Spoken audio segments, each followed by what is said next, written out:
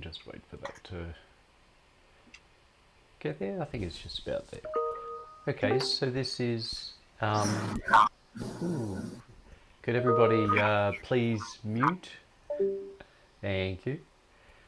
So this is... there's some keyboards happening there too.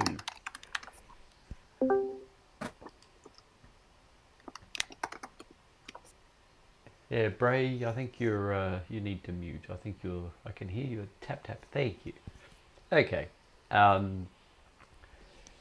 So welcome everyone. Yet another exciting installment of Digital Logic or Logic Design.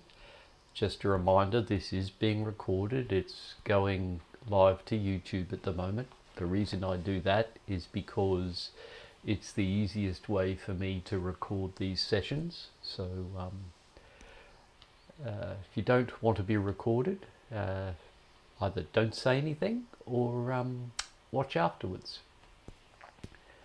So we're there and we have a little bit of room left in the semester.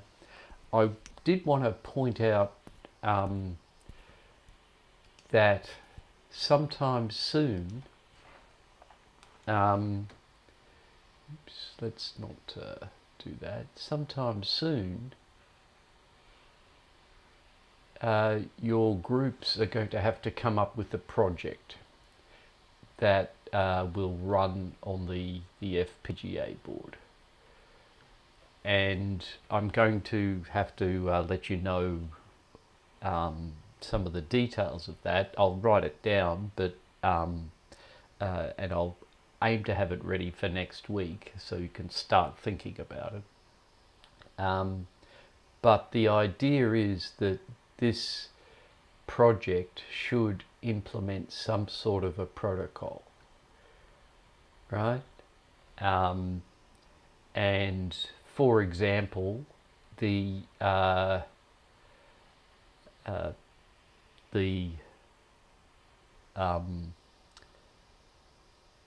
code that is usually on the board to start with implements the VGA protocol. You'll notice, let me just unplug the board.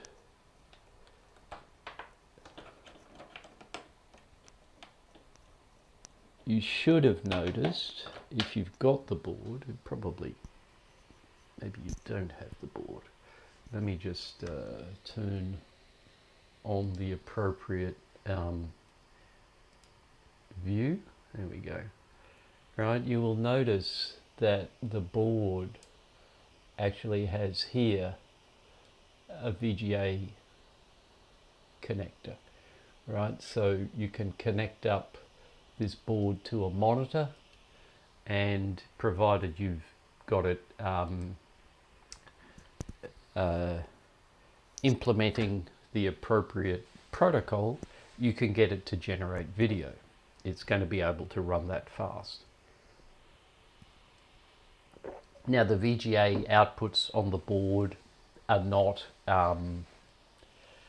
they don't implement the full VGA protocol, so you've only got really, I think it's one bit of color on each of red, green and blue. So you've only got the ability to generate 8 different colors, but that's okay.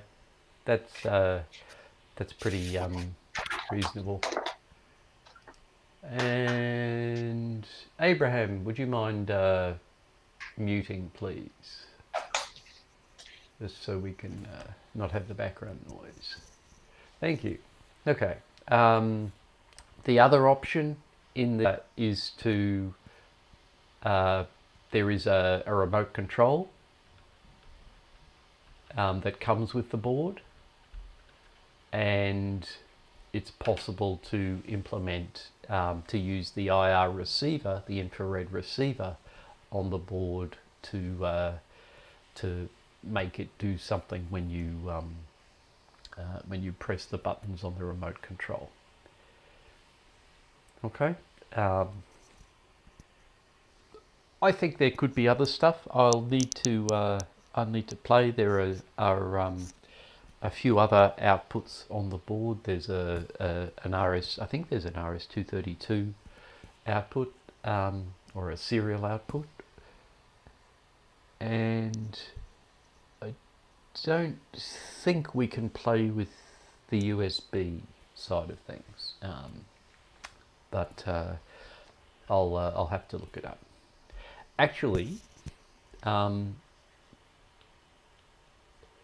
so that's where we are. What I want to do today, in today's session, is mostly try and get everybody up and running with Lab 5 and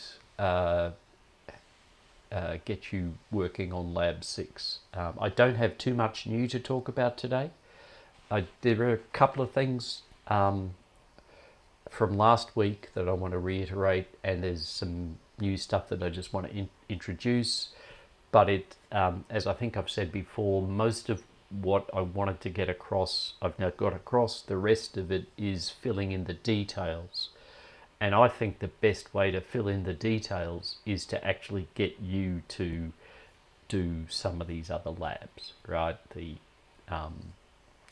labs 5 and 6, and then I'll probably have to renumber 8, 9 and 10 there to 7, 8 and 9. And it'd be nice to get that baseball score counter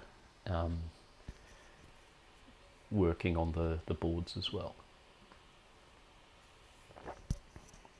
Before I go on, does anybody have any questions so far?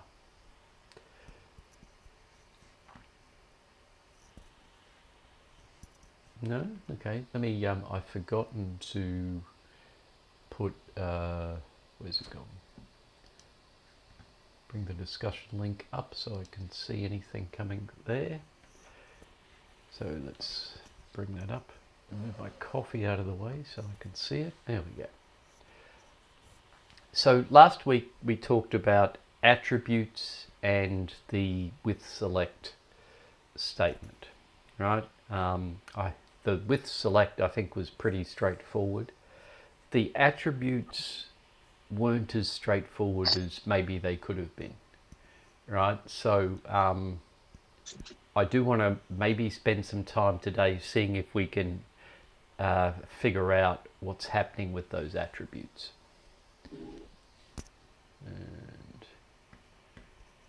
And Celine, can you mute, please? So I do want to do that. The only other things I want to talk about this week are about delay modeling and just have a brief look at different VHDL data types. Okay. So, and then eventually to get to Lab 5 and 6. So quickly, let's have a look at the attributes, right? And what I wanted to do is to see if I could come up with an example of how each of these attributes, event, right, transaction,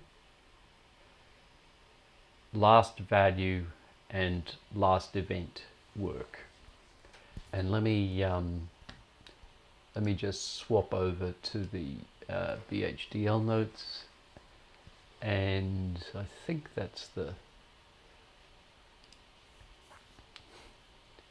right. So an event means when there's a change in the value of the signal. A transaction is when there's an assignment made, even if the assignment doesn't change the value. The last value is the value of the signal before the most recent assignment. And the last event is tells us how recently the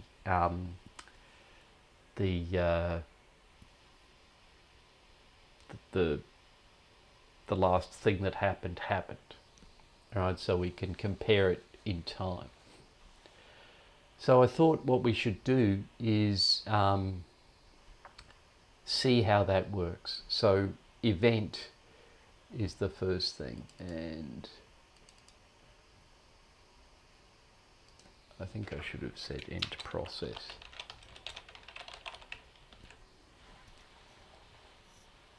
I was just setting this up earlier, okay, and didn't quite get it compiling.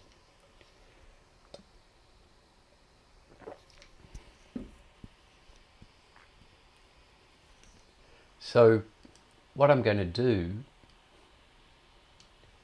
is, this is just a really basic start,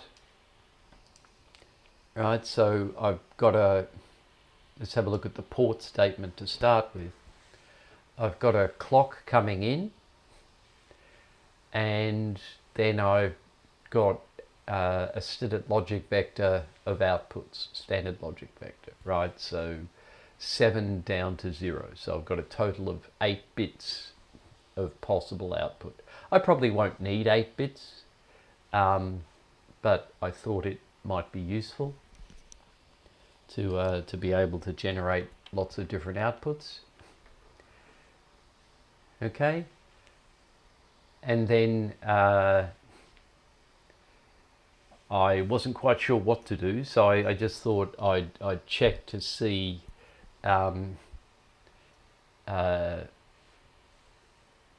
what's I've got a signal, which is a local variable, which is of type stated logic, and I'm calling it sample, and it's I'm setting it to 0 initially. Right, and I thought, well, why don't we just check to see what the what's happening with sample, and if its last value was 1, then we set the output to 1. Otherwise, let's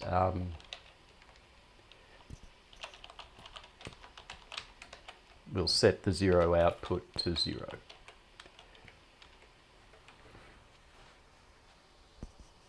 Okay, but let's, what did I say? Let's start with event, right? So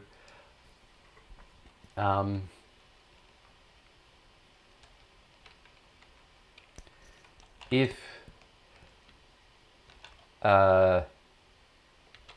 clock event, then end if.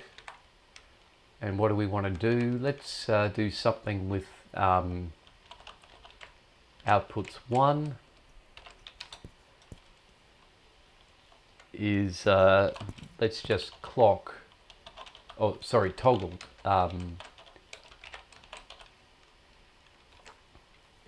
the outputs 1. Now, does anybody see any issues with what I'm doing there now? Let's go to the bingo. David, do you have see any issues with what I've just done there as far as toggling the value of outputs 1?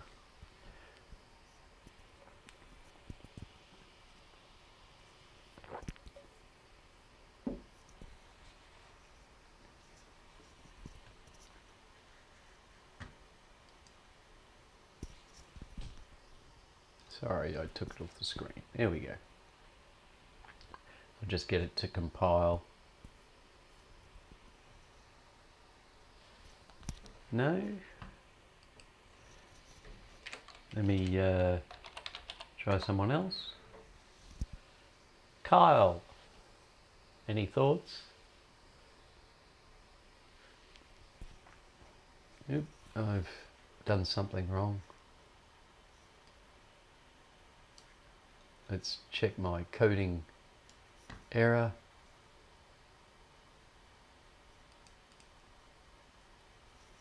Interface outputs of mode out cannot be read. Oh, look at that. That's interesting. So I'm going to have to That sort of makes sense. That wasn't the error I was looking at. Yes, Yasmin, that's the problem. That there's no initialization is the problem. But even worse than that, apparently, I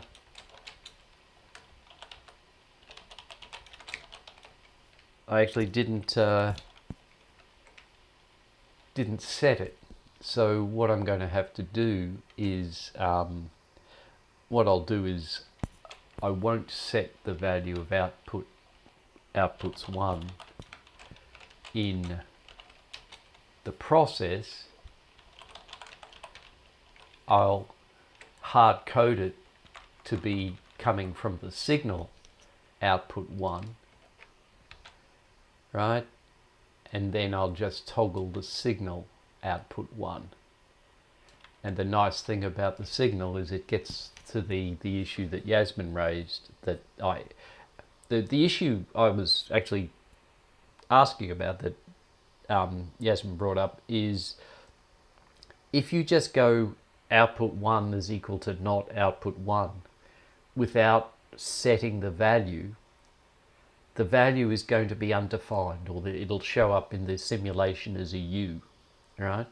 So you need to make sure everything is defined at some point to make sure that you know what its value is going to be from then on.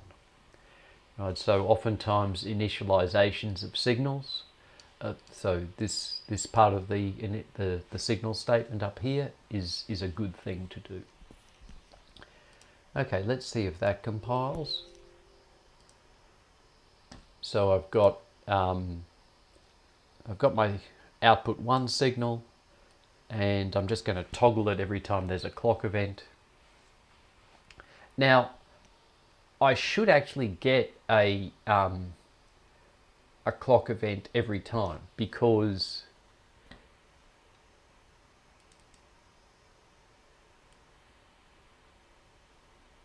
can't synthesize condition that contains an isolated predefined attribute. Ooh. That's interesting. Let's just see if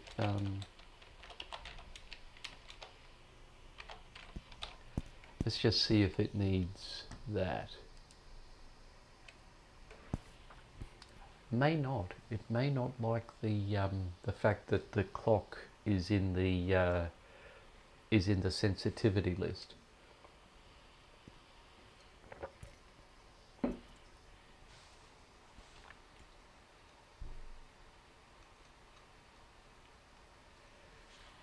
So that's an interesting warning, right?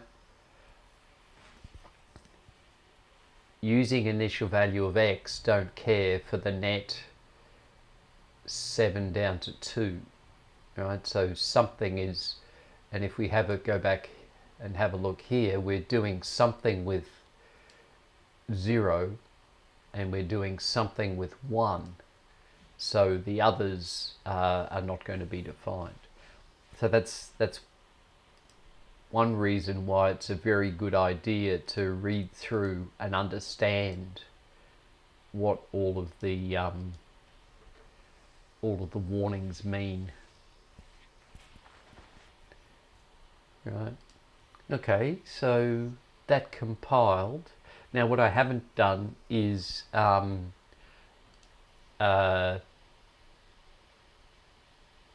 create a test bench for this, so I'm just going to do that, and then I'm going to go in here and add the appropriate test bench, right? So the test bench I need, and I'm just going to go find the name of the test bench. It's down here and it's a VHT file. So it's called signal attributes.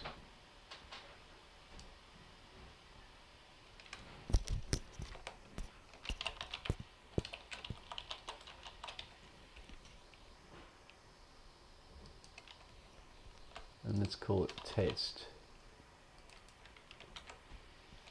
Okay, and we'll add that file, and we're good there, we're good there. It's set to compile. We'll apply that.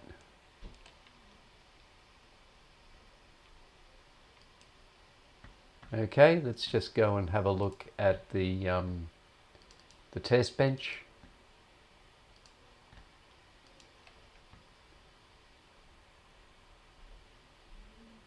Oh, there it is there. I got the name of the entity wrong, so let me just go back and fix that.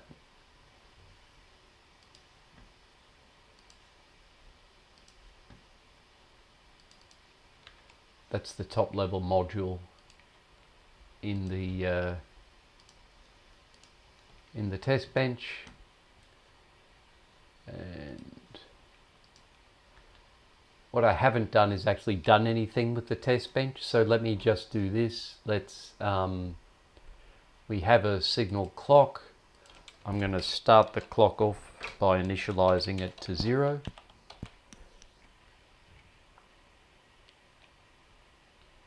And inside the process, I'm just going to toggle the clock.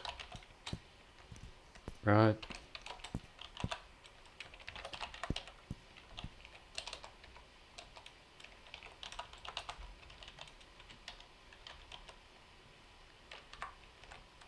And let's just toggle that a couple of times and see what happens.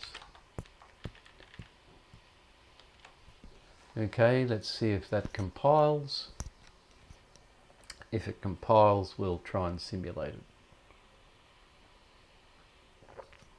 I've been running the simulator earlier, but let me just kill that.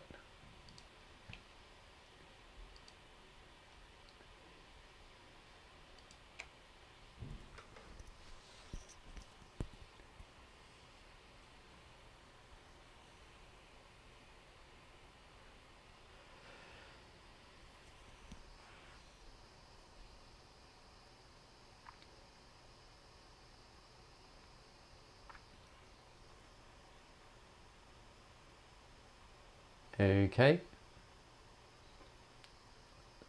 let's run the simulation tool and see what happens.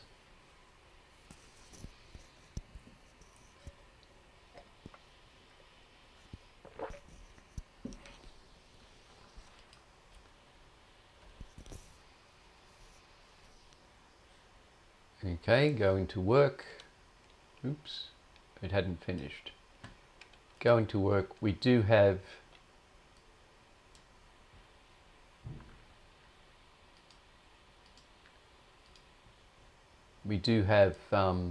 both the device and the test bench. I'm just going to recompile them both. Even though it didn't give me any errors, it's probably okay not to do that. And then we're going to do a simulate. The test bench.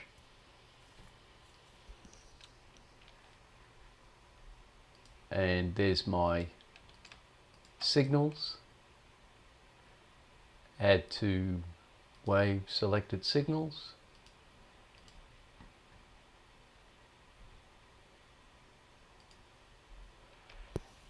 Now, one thing you may notice that's a bit different in this is I've actually managed to figure out how to increase that run length. So let me just explain that bit, right? Where is it? There it is. Right, so the run length, there is a file called modelsim.ini, and inside the modelsim.ini there is a run length variable, which is usually by default 100. That's why it always said 100 picoseconds. So what I did is I went in and I changed the default resolution to nanoseconds, which is that resolution line, and I changed the run length to 5000. Now, for whatever reason, it's decided that it's actually 5 microseconds instead of 5,000 nanoseconds. That's okay. That's the same number. The problem I had doing this is every project, Quartus project you make inside the model sim or simulate model sim directory has a model sim.ini file. The problem is every time you start up model sim, it overwrites that local file with the top level file, the file that comes with model sim. In my case, it was installed in this directory, right? It's in the model sim ASE directory under 20.1, and so what I had to do is I had to get into that file, edit it, and then everything when it copied it over, it used those files. Even worse than that, I couldn't edit this file until I changed its properties to be writable. It was read-only by default. Even worse than that, I forgot to change it back to read-only, and Model Sim refused to run until it was made read-only. Okay, so there's a few things there, right? One of them is that's the file. One of them is, so that's one. You don't have to change the resolution, but they're the two changes that I made. But in order to make the changes, you need to change the file properties and uncheck read-only. Make the edit,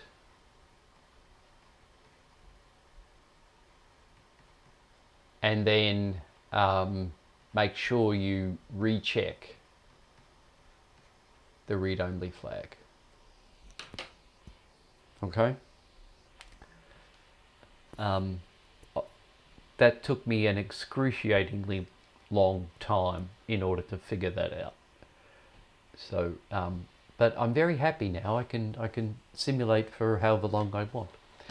So now let's have a look, right? And initially our output is unknown, and I'm just going to try simulating it now. Okay, so all we did is well, let's go back to what our this one here. What did our simulation say? Right, our simulation said the clock starts at 0 and then toggles 1, 2, 3, 4 times. So let's just check. Starts at 0. It's not clear it did, but the first immediate thing that happens is it toggles, so that's once, twice, 3 times, 4 times. So that looks like it's doing the right thing. I think if I wanted to see the 0 value, I'd have to put a wait for 100 nanoseconds before the first toggle. Okay, and then, sorry, I have too many screens. Let's have a look at what is supposed to happen there. So when there's a clock event and the clock value is 1, so this is a rising edge. Remember, I could also use the IEEE rising edge function if I wanted to do that. And then if there is a clock event and there's a rising edge, then the output toggles. Let's see if that's true. So, and let's just zoom in to a range, and we want to go from 0 nanoseconds to about, I don't know, 500 nanoseconds. Okay, that's a bit better.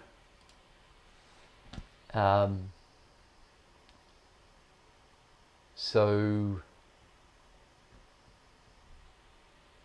the only time we get a clock event and the clock goes to 1 is here, because it effectively started. Like I said, if I put a wait for, we'd probably get another event in there. So so that looks like it's doing the right thing. Okay. Let's just go back to the test bench and let's put a wait for 100 nanoseconds in here, just to so we can see the initial value of that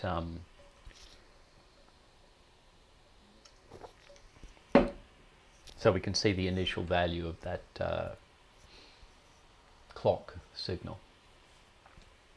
In fact, I don't think I actually need that to finish.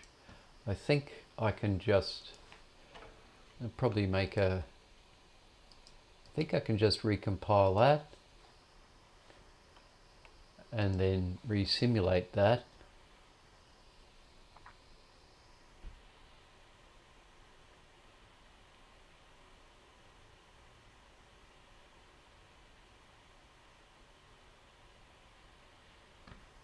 And then add those to the wave.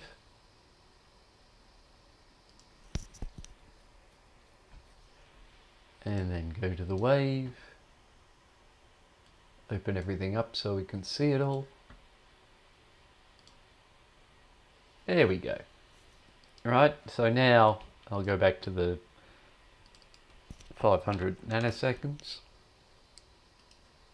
Right, so now we can see the initial 0 value of the clock, and we get a transition, a rising edge. We get 2 rising edges, and our output 1 toggles at both rising edges. Okay, so that seems to be doing the right thing.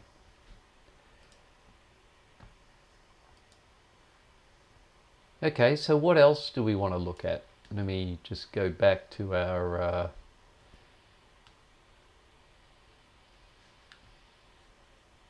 I need to go back to the VHDL notes. Right, so that's the event piece. Right, so we've got the rising edge. So the transaction piece is when there's an assignment, right? So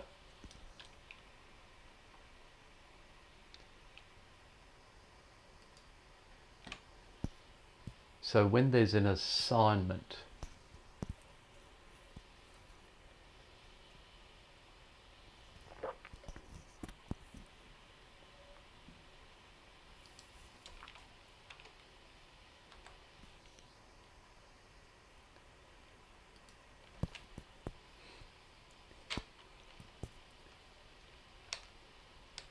so if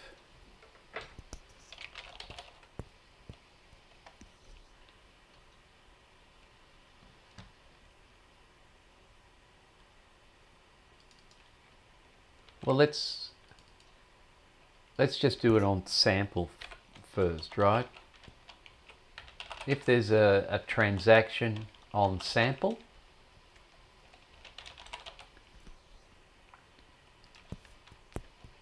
then let's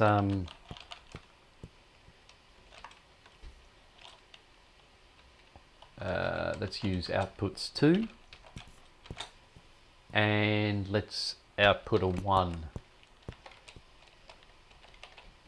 Otherwise, if there's no transaction,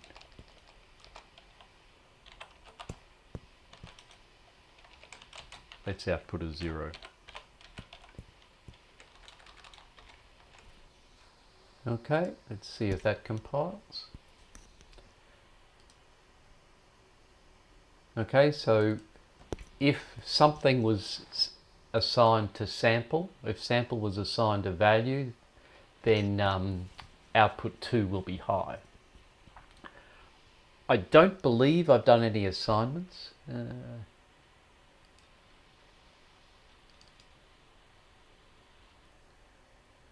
Return type. Okay, I'm not understanding what transaction is.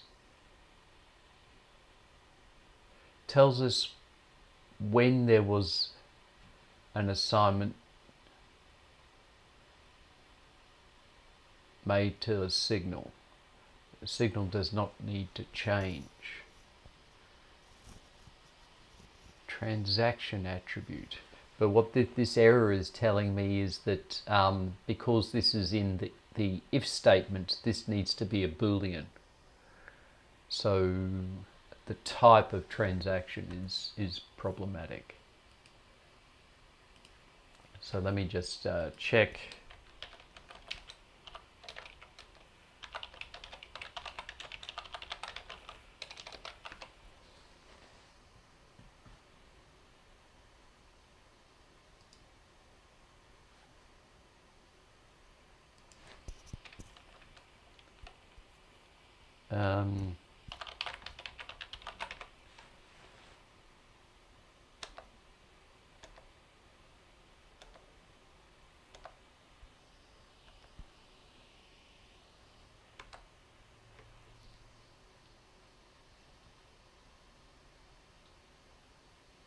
Okay, it's a type bit, so I need to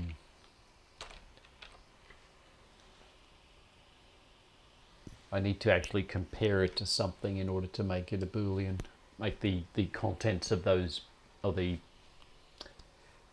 expression inside the parentheses into a Boolean, which is what the if statement is expecting.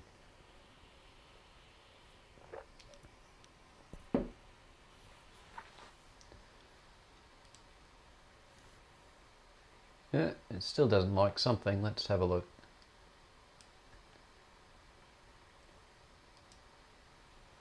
VHDL attribute error. Predefined attribute transaction is not supported.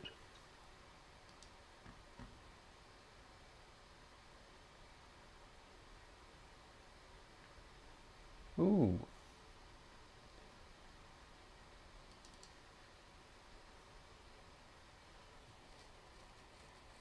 That's interesting. What is that saying?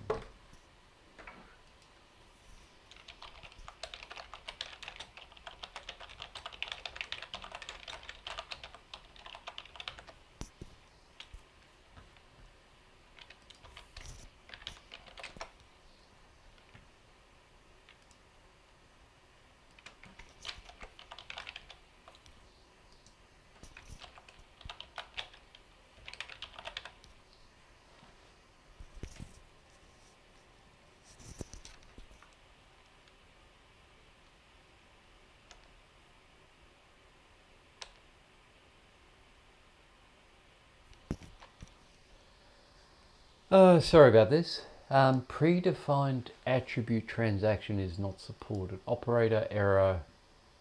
Failed to call evaluate operator equals. Can't elaborate. I think that should work. Let me just see if I can find a an example. I've got the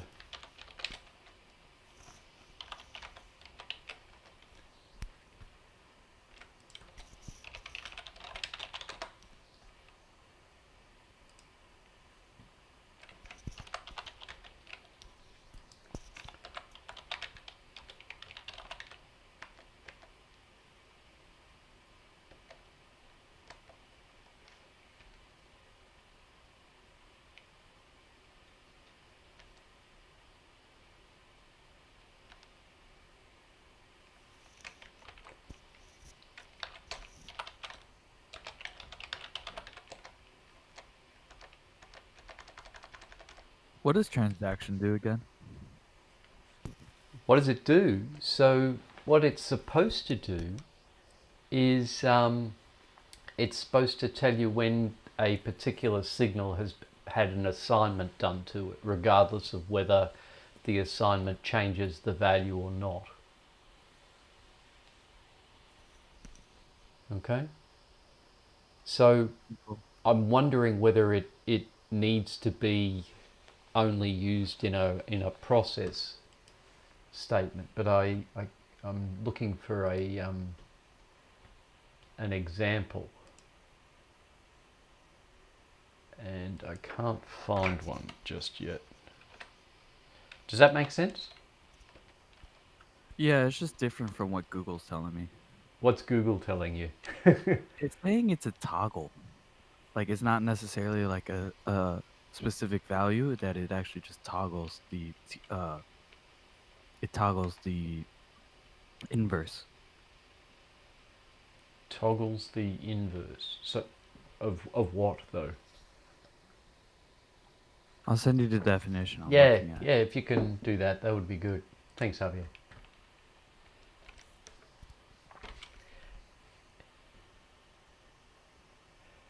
S transaction is a bit signal, the inverse of the previous value. Each cycle S is active.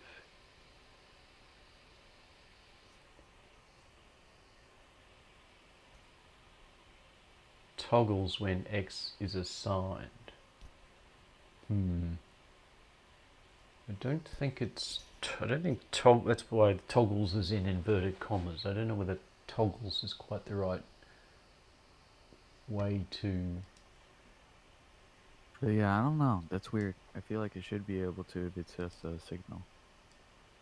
Yeah, signal of type bit that changes for every transaction on S. So maybe that's really odd. I don't think that's the problem here though, because that should be something of type bit. I'm just wondering whether type bit means it's got to be like that. Let's see if that helps, because I think bit is... I tend not to use type bit. I tend to use the IEEE std logic and std logic vector. So I'm wondering if it's decided that it needs to... No.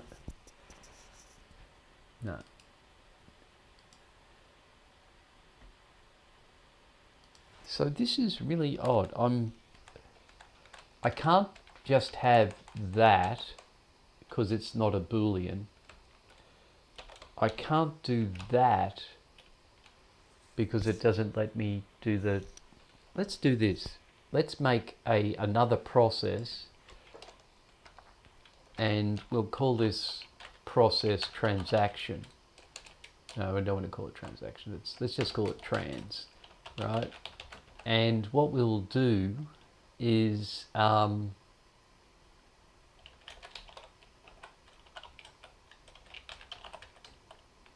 we will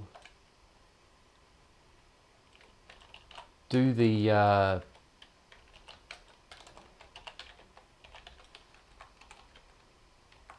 we'll set the sensitivity list of the process to be a transaction on sample, right?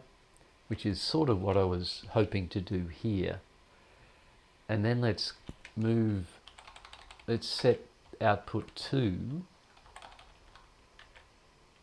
in there, but let's just say we'll just set in fact, we don't even need an if then. Let's just set outputs 2 to be equal to sample if we get a transaction on sample. Okay, let's see if that compiles. I'm a little confused as to why the using transaction in the if statement doesn't compile, but let's see. See what happens.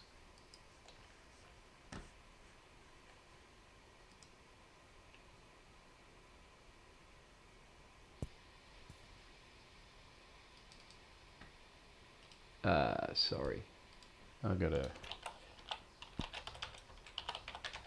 remember my basic VHDL. Sorry about that.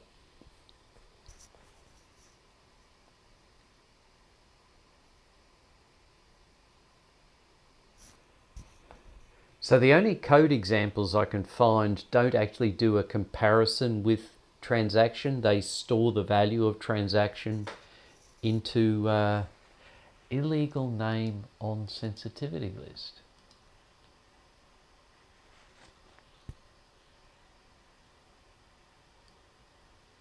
Well,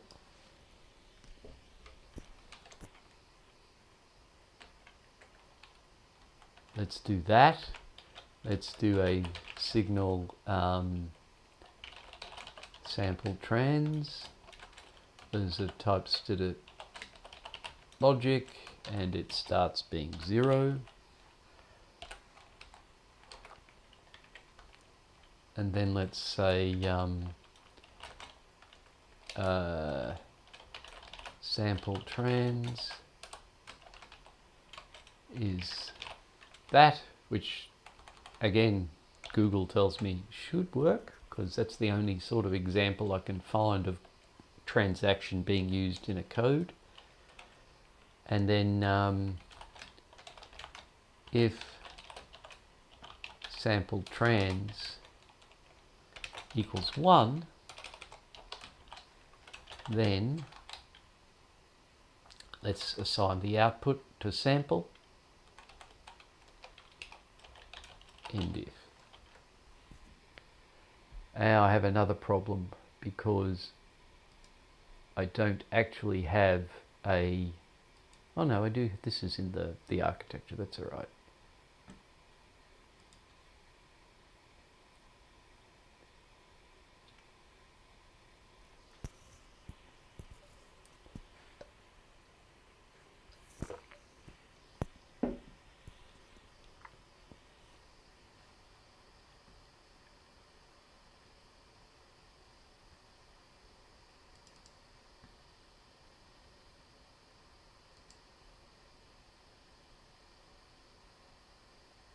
Oh, I'm going to have to define my signal back up here, sorry.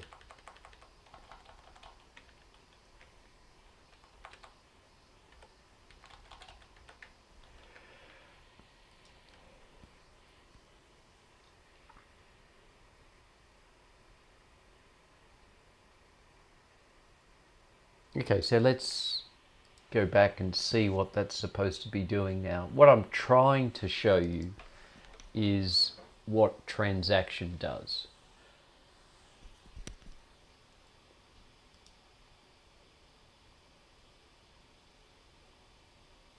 Okay.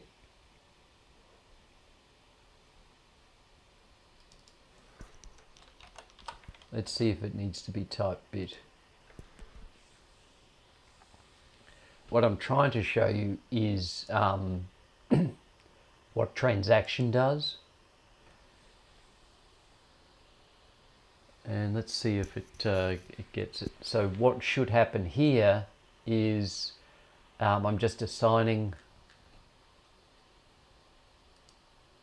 predefined attribute transaction is not supported.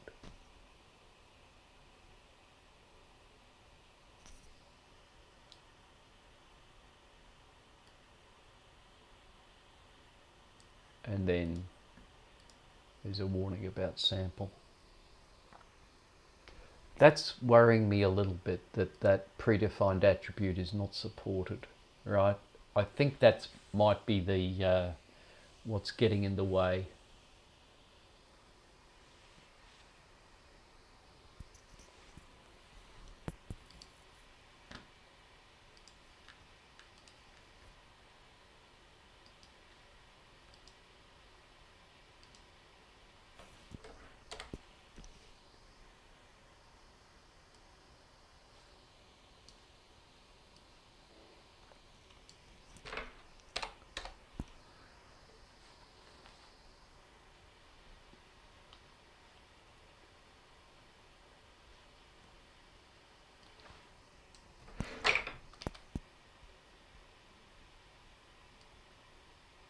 Let's just pair it back and see if we can. Yeah, everybody says it's supported, but maybe there's a problem with quarters. Any examples of transaction being used in Google. No. The only example I can find is that one, right? Google is kind of telling me that it makes a brand new signal. Right. And yeah, I'm a little perplexed at that. Um, I would have thought this should, right? This is sort of making a brand new signal, right? You're copying the value of Yeah, you are. a trans out, and I think I've got the right type. It's a type bit. But even though I think I'm doing exactly what this is doing, right? Let me go back here. I'm just copying the value of transaction into a new variable, and I've made the new variable of type bit, right? I think I'm doing exactly what that example says, and it's still giving me this predefined attribute transaction is not supported error. So I'm wondering whether I'm pushing up against quarters not having full support. Okay, let me. I thought this would be a little easier, but obviously it's not. So let's forget about transactions. Let's go back to. I'm just going to put that there, and I'm going to bookmark it. If you're interested, I'll put it into the. I'll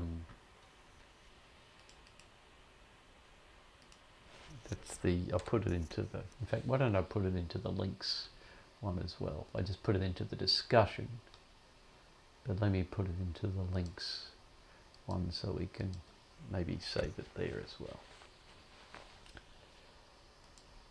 So I'm a little perturbed by that. I'm just going to write not supported, question mark.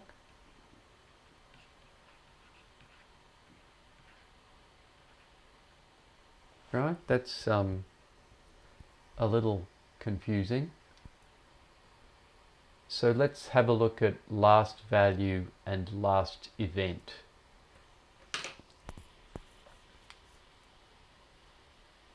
Okay, so let's forget about our. Can I comment that out? Yeah. There we go. I'll keep it, but I'll comment it out. So, what do I want to do? I wanted to do last value, right? So, what I'm going to do is see if I can do something like outputs 2, given that I'm not using it for transaction, is equal to output 1 last value. And let's see if that compiles.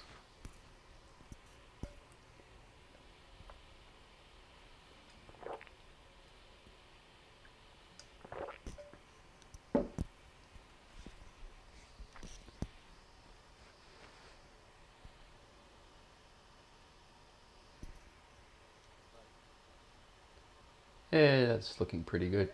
So let's go over to Model Sim.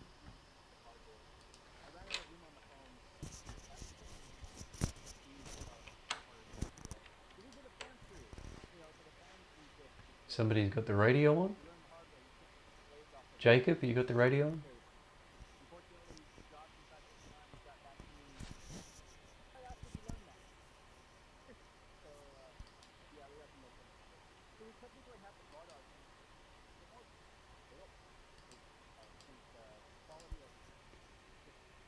Okay, so let's see what happens with that. And Jacob, can I get you to mute, please?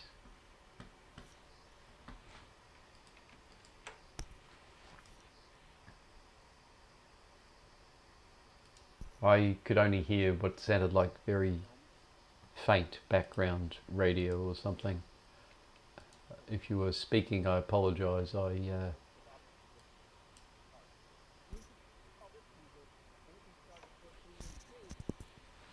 can't hear it.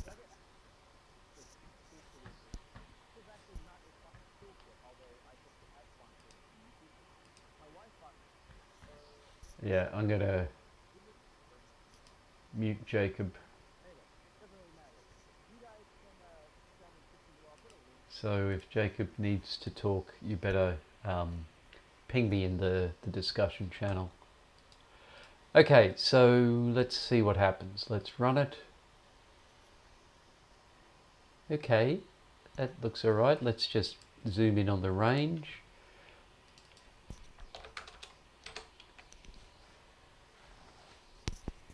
Okay, so here's our original thing that's toggling on a rising edge of the clock. And then here's our newly added one, and it's going to output the last value, right? And when is it going to output the last value? It's going to output the last value, right? If the last, sorry, wrong one. So whatever happens, the output 2 is going to be the last value of output 1, right? So that's all I had to do there. So let's have a look. So it doesn't seem to have, well, I suppose the last value here, so maybe what I need to do is initialize it. It looks like the initial value is 1, and then when the thing we're triggering off changes, the last value was still 1. And then again, when the thing we're triggering off changes, now the last value was 0. So it sets to 0. Okay, so there's a bit of a, not saying confusion, but there's a bit of something happening at the beginning because of the initialization. But otherwise, that looks like it's doing the right thing, right? From a last value perspective. Now let's have a look at last event, and last event is a time number, so how long since the last event. So let's do this. Again, we'll go back up into the process, and let's have a look at the last event on output 1. Right, so if output 1 last event is less than 100 nanoseconds, then outputs 3 equals a 1.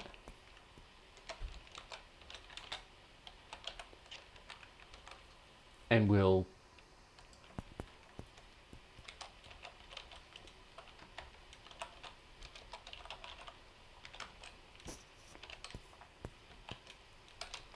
otherwise we'll set it to a 0.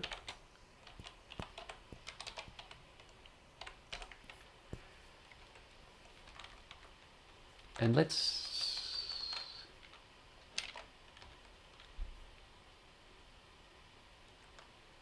should be output 1, not output out. There we go.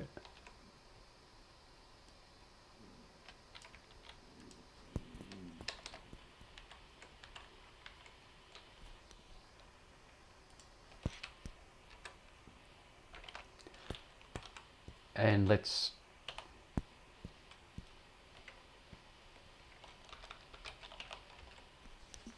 check to see the the last event was more than 200 nanoseconds ago. Okay, so if the last event was less than 10 nanoseconds ago, then we're a 1, otherwise we're a 0. If it was more than 200 nanoseconds ago, we're a 1 or we're a 0. So let's, I think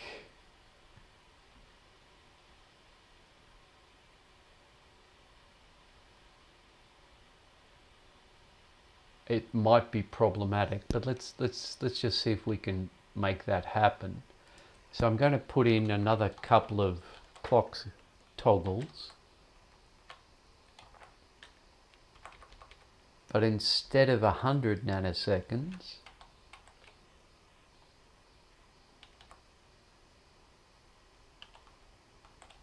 I'm going to go 1000 nanoseconds. Let's see what happens with that. And again, I don't think I need to recompile. Over there, I do need to recompile in the simulator.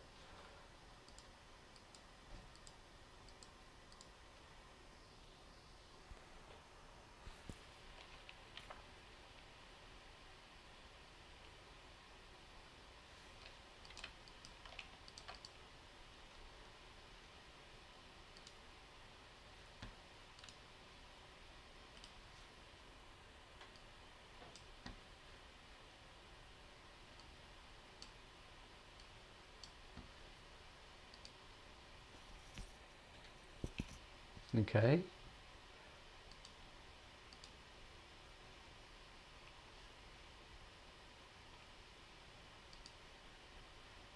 And let's just zoom in. Now we need to zoom in to the first 2000 nanoseconds.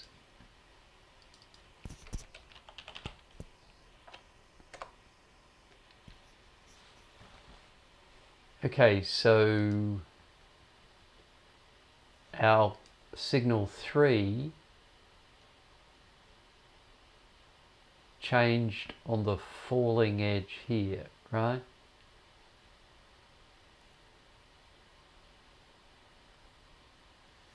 And then it again changed over here. So let's just go back and see what we expect it to do.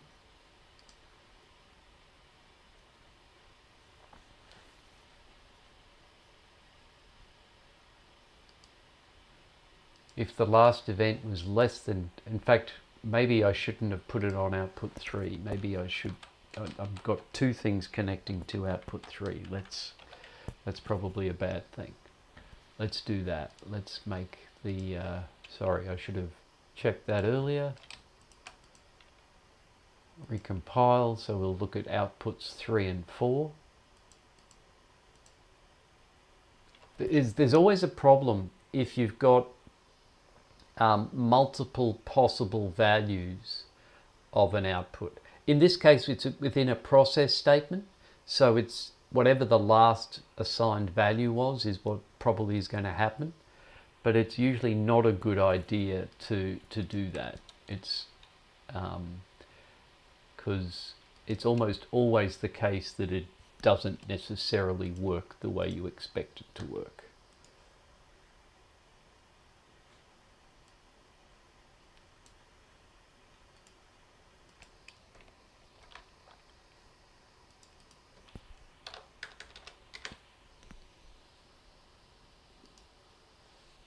Okay, so there's our 3 and there's our 4. Right, so 3 is not changing at all. It's always 0. Sorry, that one. So output 3 is always 0. So we've never had an output 1 last event less than 10 nanoseconds ago, which sort of makes sense because the clock, this is only changing on a clock event and the clocks are only 100 nanoseconds apart. And output 4 changes if the last event was more than 200 nanoseconds ago. So output 4 well, it starts off at 1 and then gets set to 0 because there wasn't one. But then by the time we get to here, because of the large delay in that next clock, it was more than 200 nanoseconds ago, so we're going to get a 1. Okay, let's see if we can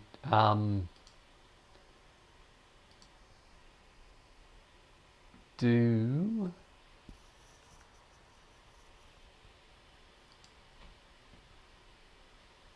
let's see if we can trigger output 3 to go high. So what I'm going to do there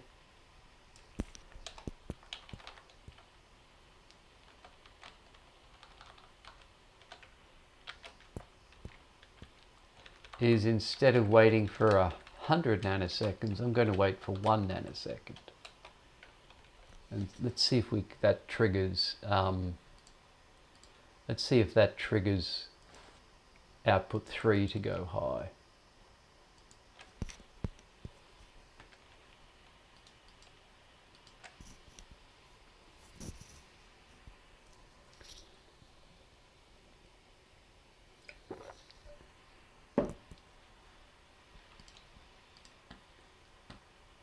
Nope, I've got to add my signals.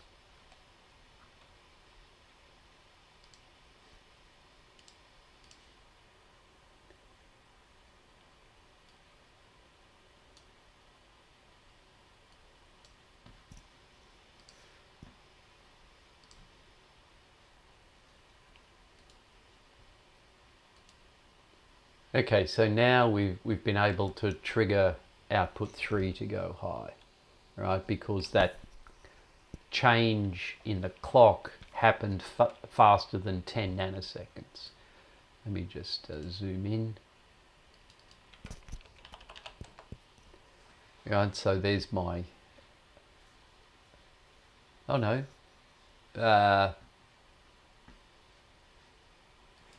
Let's try that again.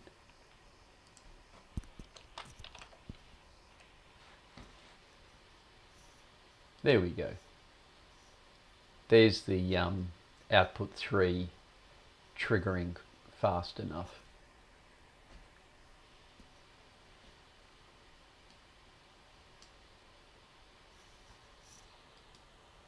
And I don't know whether... I think the zoom might be too much, so let's just go in really close to see if we can see that. So it's around 2500, so let's go 2400 to 2600. Okay, let's make it 2300 to 2500. Okay, so there's my really quick clock toggle. You couldn't see it on the zoomed out or the version with the longer time frame. Okay. I apologize for that being perhaps a bit confusing. The confusion was, for me, it doesn't seem like this transaction attribute seems to work with quarters, right? So that's a bit of a pain. I will see if I can figure out from the quarters documentation if that is true. But that certainly seems to be what is happening in the code. But I think I've demonstrated the event. In fact, let's not use red, let's use green. Right, I think I've demonstrated the event attribute, the last value attribute, and the last event attribute, which is, I was hoping to demonstrate all of them, but apparently the transaction one is problematic. So that's that part. What I'd suggest now is we do our usual break. Excuse me, it's a little early yet, but I think it's worthwhile having a bit of a break. When I come back, I am going to let me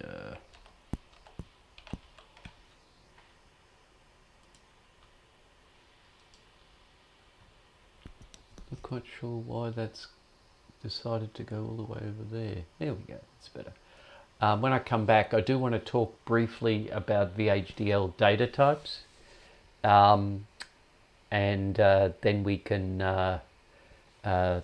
get into the lab. So I only want to spend about another half hour talking at you, and then I do want to talk about the labs. In particular, I want to talk about the inputs and outputs on the board for Lab 5. But let me just put up does anybody have any questions based on what I've been talking about so far this morning?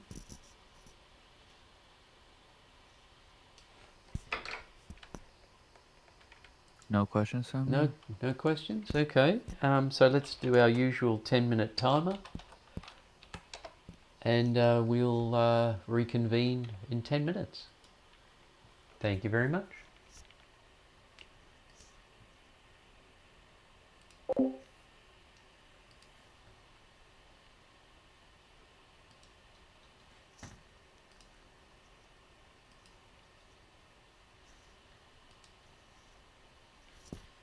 Oops.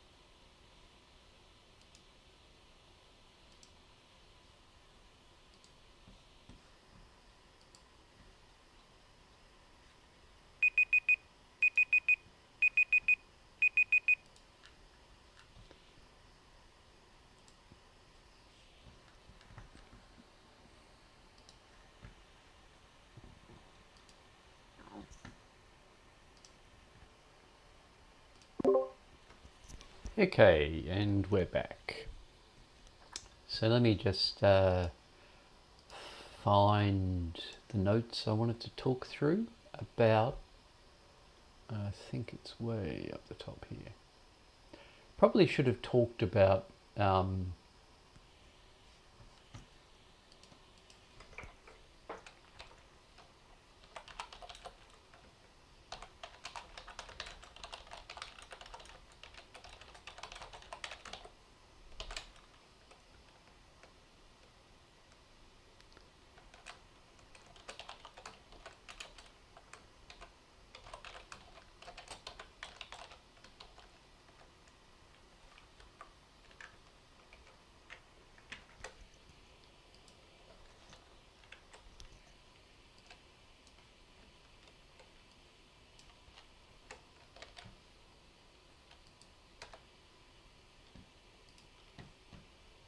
me get to the right.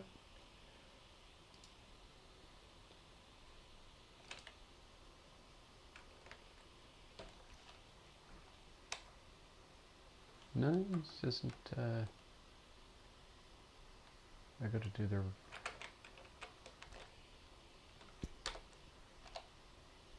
Got to do the right starting symbol, don't I? Let's see if that works. No, maybe I thought my bot was working.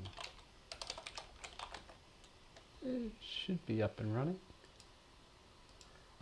Oh, maybe I've got the wrong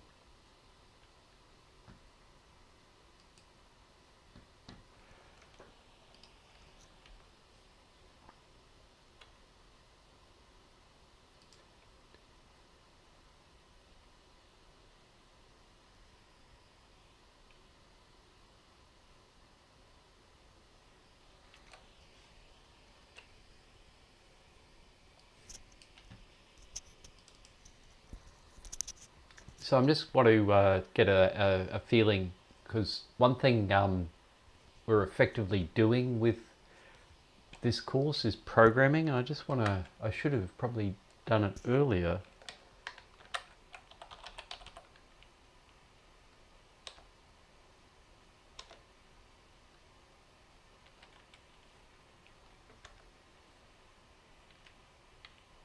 And checked to see.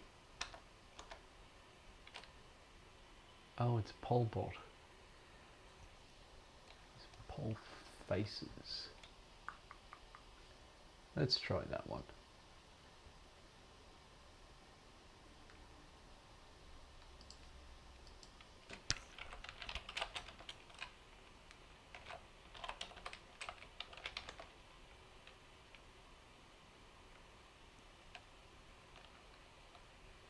Ooh, we didn't like that.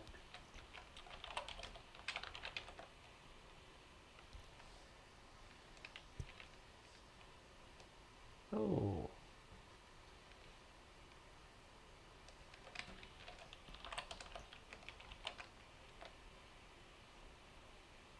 It liked that one.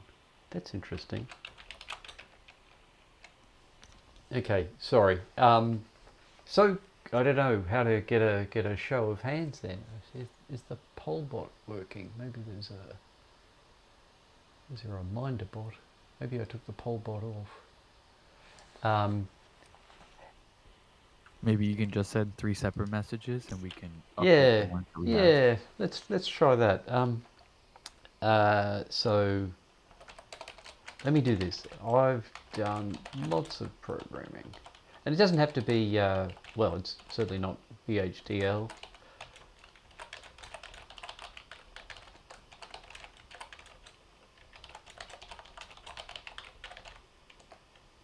So could you give a thumbs up or a thumbs down or some sort of an indication on those? So we've done some programming. Looks like everybody's hitting the thumbs up. Somebody's done lots of programming.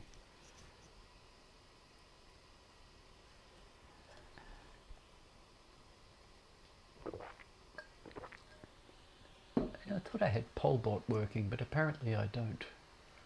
Oh well. I've only got the Professor Broderick's bot and the reminder bot, which I haven't been using the reminder bot much. Okay, well, that's okay. I was just a little worried that there was very little programming happening, and that's okay. Just it's something I should have checked before we even started, really, shouldn't I? Because we are effectively doing,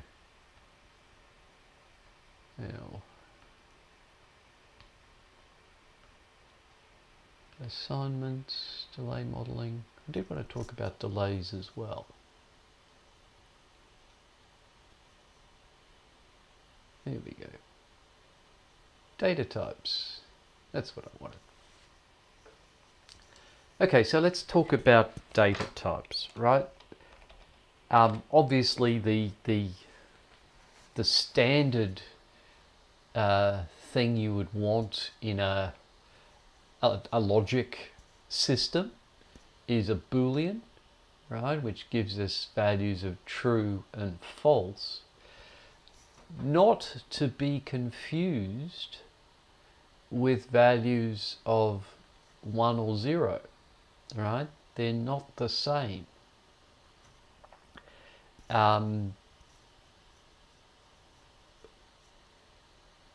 There's also a data type of character, right, where it's this ISO 8859-1 data set, right? They're 8-bit characters, and the way you do them is single quotes and then whichever the character is. There are integers, right, and they're 32-bit integers, or maybe that's maybe 33 bits if it's plus or minus 2 to the 32. So maybe it's plus or minus 2 to the 31. Anyway, so that's the range of the integer values. There are real numbers, right? So now we have a number and an exponent, right? So x, maybe let's not use x. Let's say a by 10 to the b, right? So we can get decimal values if integers aren't what we want. And then we've got the bit, the standard, this is standard VHDL of the bit type. It has values of 0 and 1. It is different from Boolean. It can be used for logic gates, and it's single quotes. Then we have, for bits, we have a bit vector type, right, which we can define the size of. So this is 8 bits, right, 7 down to 0, because we're ending at 0. We have 8 bits rather than 7 bits. And it is 0 indexed, which means that the first one for this is first element of the array is 0. And then we can also have a string, which is effectively an array of character. Right, so we've got our Latin 1 values, and you can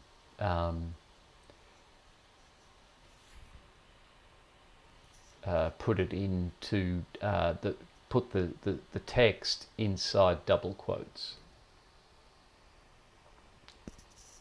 Okay, so that's about all I wanted to say.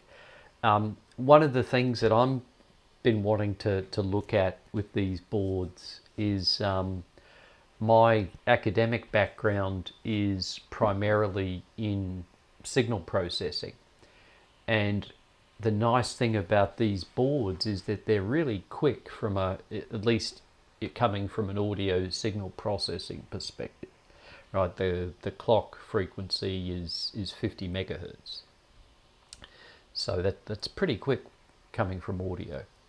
And so what you can do is, if you can get a signal into them, then you can do all sorts of filtering or playing with the audio signal at a pretty high rate, because normally audio signals are either represented by integers or real values, depending on the type of the data acquisition being used. And then the nice thing about these boards is they're a little on the cheap end, but they for what they have. So you can see on this board that thing there, that black cylinder, is a piezoelectric buzzer, right? So you can actually get sound out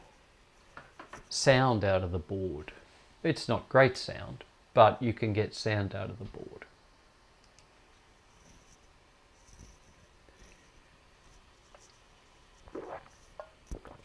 And even better, these FPGAs are pretty small, or the FPGA on this board is pretty small, but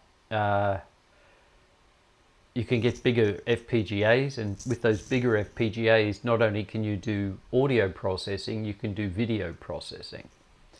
And I'm going to try and put together an example for you to do video processing, but that it might take me too long to do that. Okay, let me just go back to our notes and just check. So we did that. I did the data types. I wanted to do delay modeling. Any questions about data types on the in VHDL? You okay with those types?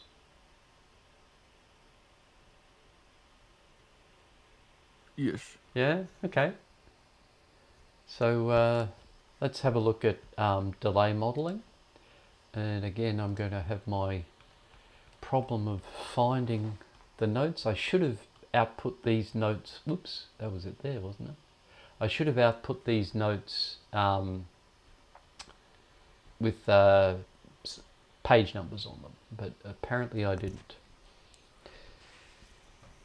So there's two prime ways to model delays in VHDL. There's the default, which is an inertial delay, and then there's a transport delay. Okay? And the inertial delay is right,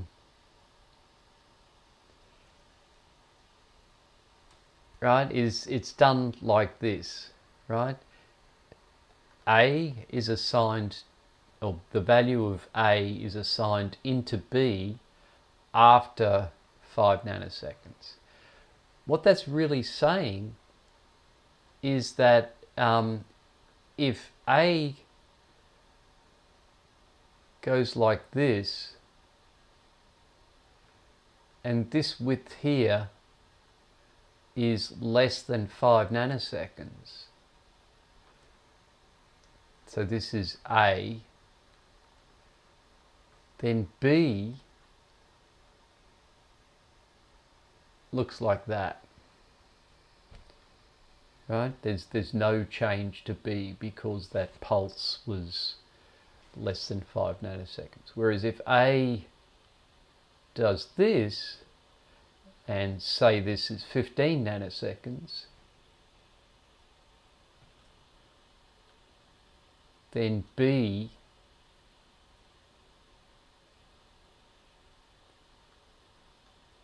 does that,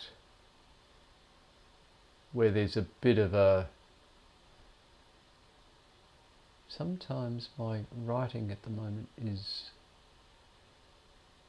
doing something odd, right? Where there's a bit of a delay before B decides to change. Okay, because in order to determine that A has changed for more than 5 nanoseconds, you have to wait for more than 5 nanoseconds. Right? Otherwise, if you can't go backwards in time and say, hey, A changed for more than 5 nanoseconds, so back then when it changed, you need to change. So there's a bit of a delay between A changing and B finally changing, even with the larger pulse length. Okay, so that's one way of doing things. The other one is called the transport delay. And here it doesn't matter how big the pulse is, it's just delayed. So in our example with A, and this length is less than 5 nanoseconds, and maybe I should draw B down here, right? And what happens with B is after precisely 5 nanoseconds, the value of A goes into B.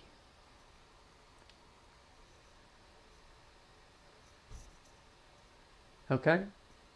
So this one it's just a transport delay. There's no other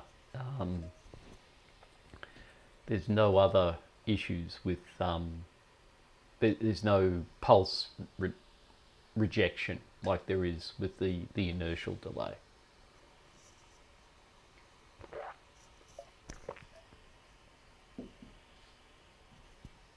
That's about all I had to say about new stuff in VHDL today. So is everybody okay with that?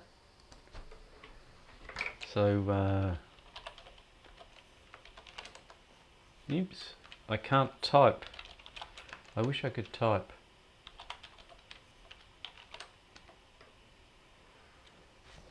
So I do know that poll works. Does anybody got any questions or answers, or do you want ice cream? You got ice cream. I like ice cream. The local ice cream farm near me has its fall, adds usually a couple of flavors to its fall selection, and the one I like is what's it? They call it apple crumb caramel, and it's very nice. It's got apple in it. It's sort of got a bit of crumb cake through the ice cream, and it's got caramel sauce through it as well, which it's very good. I do have one question about the transport delay. Mm-hmm. So when B transports to A, does A turn it into B? Like, do they switch, or does B just become the same signal as A? Well, it depends. It depends on what the statement is, right? Here, the only difference between B and A for this statement is B is delayed from A by 5 nanoseconds. Okay, this one, because it's not A, B is still delayed by whatever A is doing, by whatever the value of T delay is, but it's inverted from A. Does that answer the question? I'm not quite sure what the question is. Um. So whatever. So that's pretty much saying that what A does, B will do the opposite, or it's like when A is 0, that B would be up.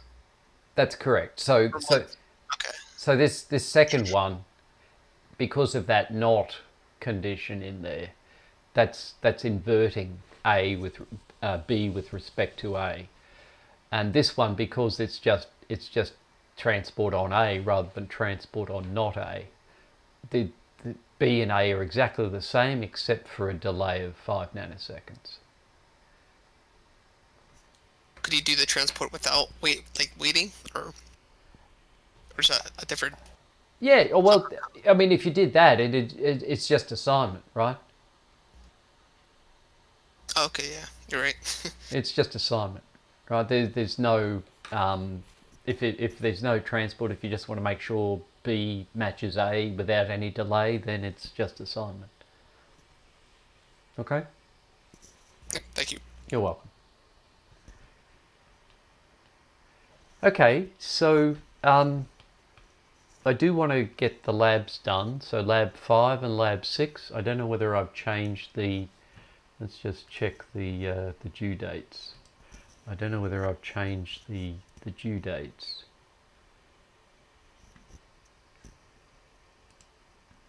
So this is our assessment calendar within Blackboard, and I do need. We were supposed to finish the oral exam today, and I think we'll get everybody bar 2 people through. So I am going to have to move that date. So don't worry. It will close this evening if I don't, but that's okay. I can reopen it for the I think it's 2 people who are yet to take the exam. Well, rather haven't had booked after today. So lab 5 is the first group lab. That's due next week. So I would suggest we spend some time now doing that. And then there's an individual lab, lab 6, which is about glitches, is due in, what's that, 1, 2, 3 weeks' time. That's okay, that way you can go trick-or-treating without having a lab due. Okay, let's just have a look at the note I wrote about it, because there is a problem that one group has figured out already for lab 5, right? And the problem is this. With what I've asked you to do with lab 5 is you take lab 3 and have a look at how the full adder works on the board, where you use switches as the input and you use LEDs as the output, right? And apart from Yasmin and Quinton and whoever else is on your team, can somebody, well, let me do the bingo thing. Can somebody see a problem? And let's go with Jordan. Jordan, can you see a problem with either the inputs or the outputs?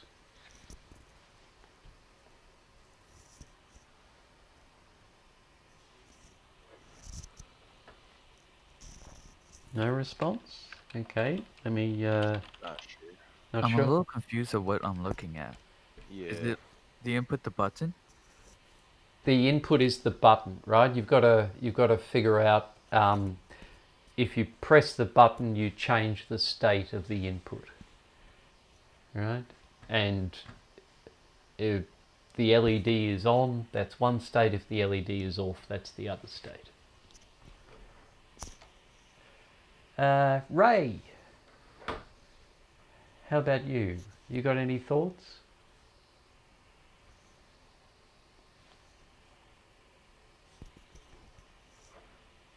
Yeah, and what are they?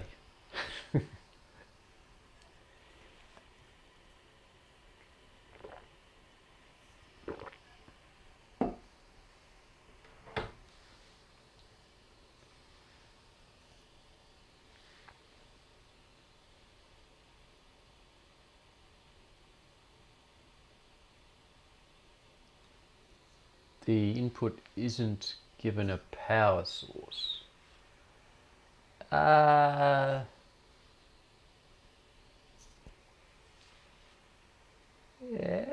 not quite. Let's see if somebody else has a thought. Adonica, any thoughts? Or maybe you're in the... I forgot which group you're in.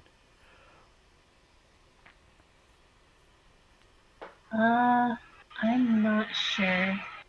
Looking at this diagram. Okay, let's try someone else.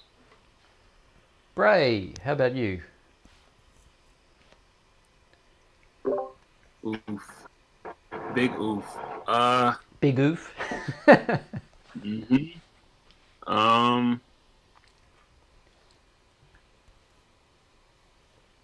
Yeah, no clue. No clue? That's okay. You're in a very big boat with everybody else. Daniel, how about you? So you may have noticed, a complete aside, I got sick of not knowing people's handles or the connection between handle and name. So I made a slight modification to the bot to use your nickname, the nickname that you use in the on this server. So that's why it's printing out words that I can actually read rather than your handles. So sorry, Danny, that was a complete aside. Any thoughts? Is my mic working, by the way? Yeah, I can hear you. Oh, okay. Is it that there will still be current or voltage going to the keys when the input is open, and the switches on the input are open? That's okay. That's the problem. But what does that mean? What Oh, why? I thought the question was, what is the problem? Yeah. That is so. Yeah, well, it was, but why is that a problem? Because we end up getting the opposite. Oh, because we have to code it to be a 0 for input instead of a 1 for input. That's right.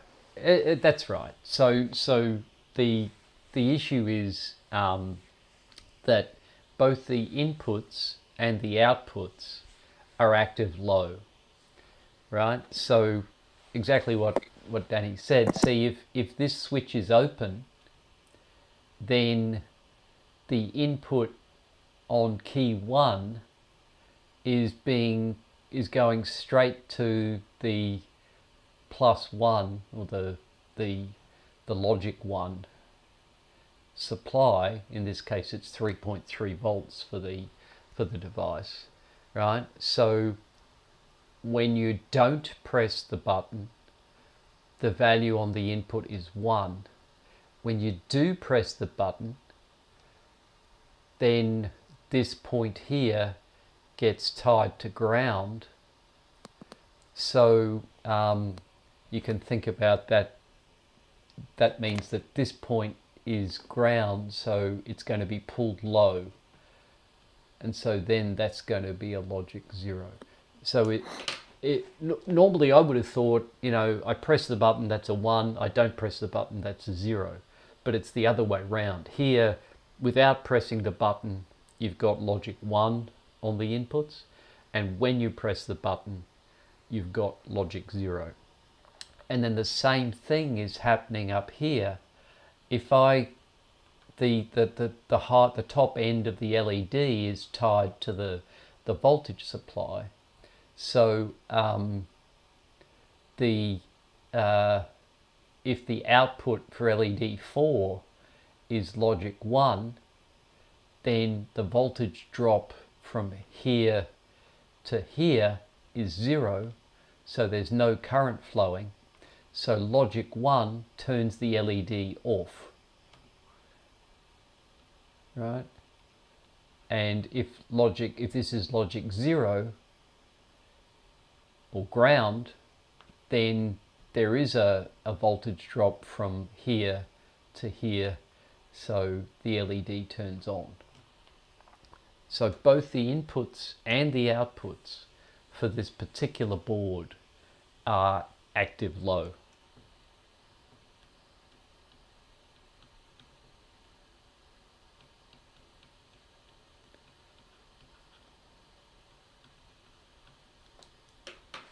Okay, so that's, if you haven't tried the boards yet, that's or the lab 3 on the board yet, that's the problem.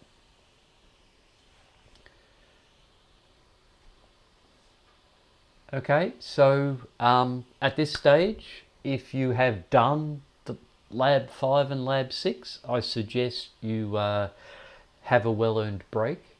If you haven't done lab 5 and lab 6, try getting together with your lab partners, and I will be here to answer questions. I will take I'll get people to share their screen like I've done before with different labs. Remember, you can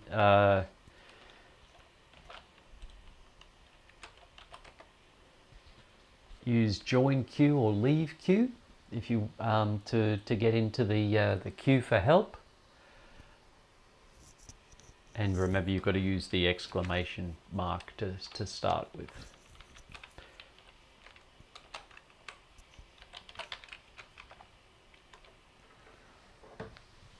Just like that.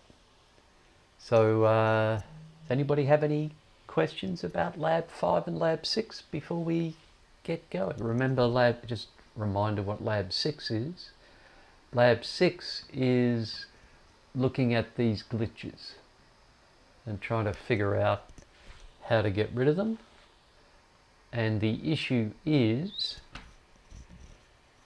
that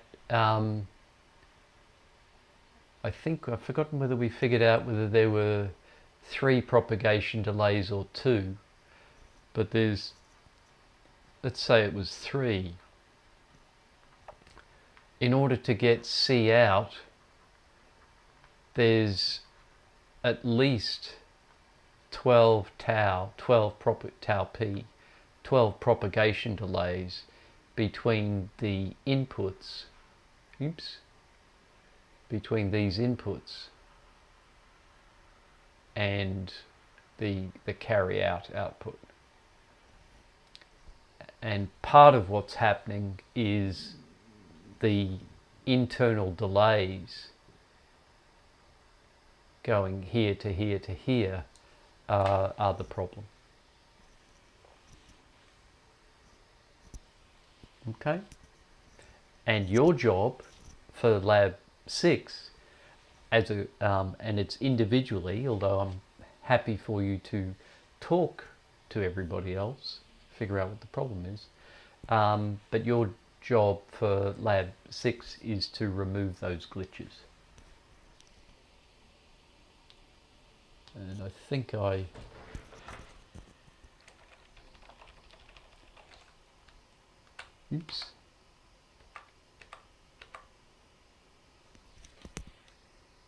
that's probably not the right thing to do.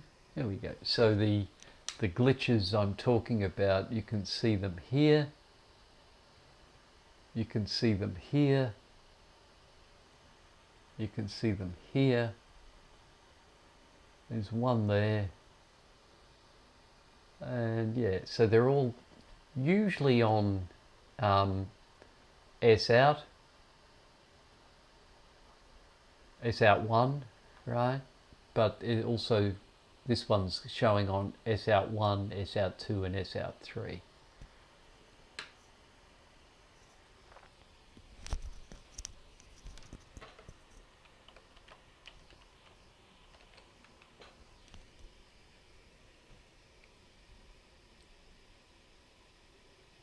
Okay, sounds like nobody's got a problem with Lab 5 or Lab 6. So what I was going to do is just see if I could figure out Lab 6 myself. So I'm going to close that project. That was the one that I did.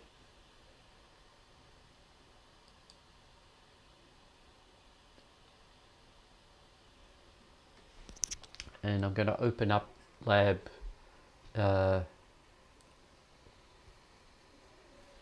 that lab, and I'm going to do a actually I'm going to kill that simulation because that's a different simulation, and I'm going to run the simulation tool and see if I can.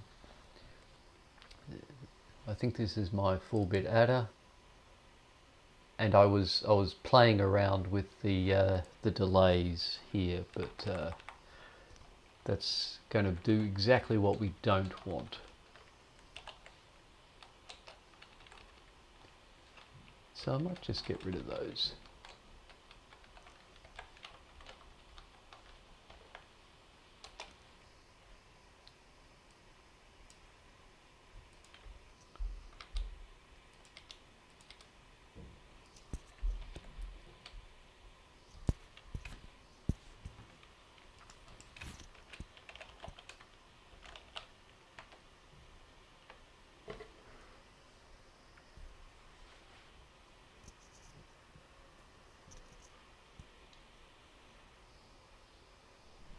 Just see if that compiles.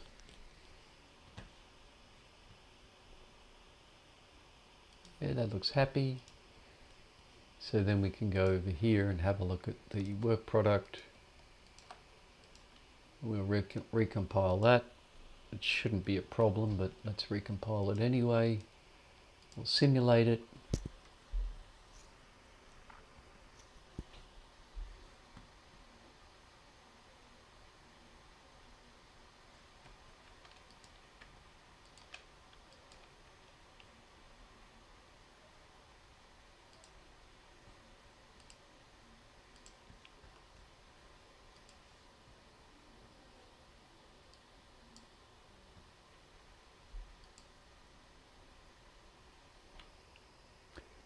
And I think from memory that the problem starts showing up around 1700 to 1900 nanoseconds.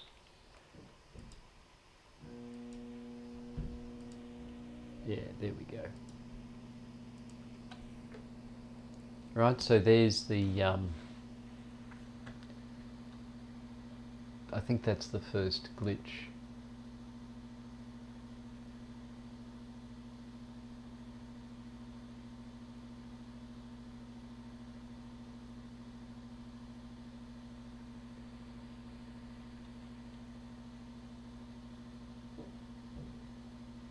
At least in my design.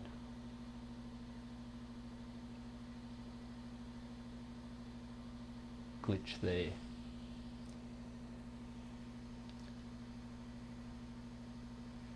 And I think what's happening is because two of the inputs are changing states at the same time.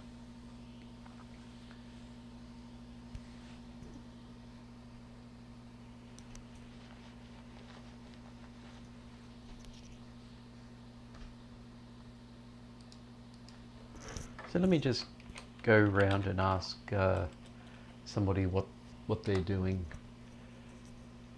Okay, Javier, what are you doing? Have you had a go at Lab 5? I just opened up Lab 5 and 6 to see what they are. Okay, so Lab 5 is taking the full adder and deploying it to the board. So Lab 3 and deploying it to the board, and putting in some, either having a video or pictures of the board lighting up or not lighting up, depending on what it's supposed to be doing. Okay. Okay.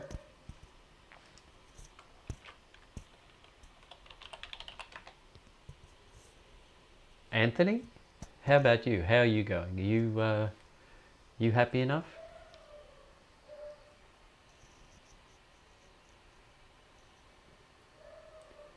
Okay, that's cool.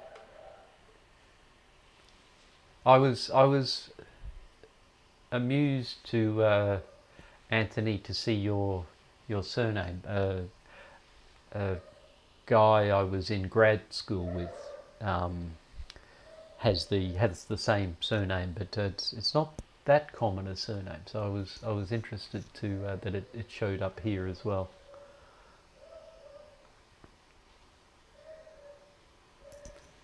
Yeah.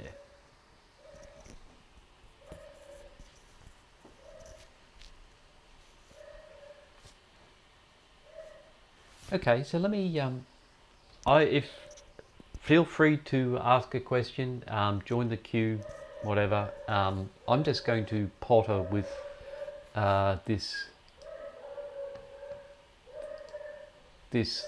uh, lab 6, right? And the issue is that this is the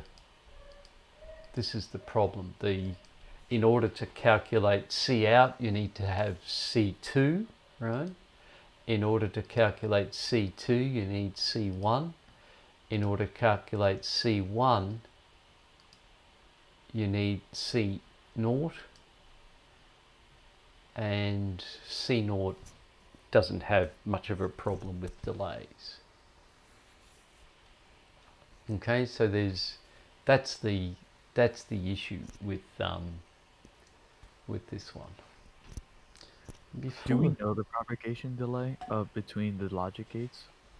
That's a good question.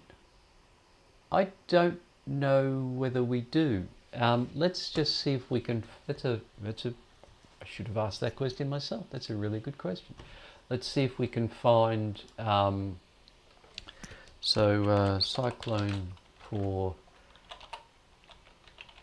propagation delay. Device datasheet.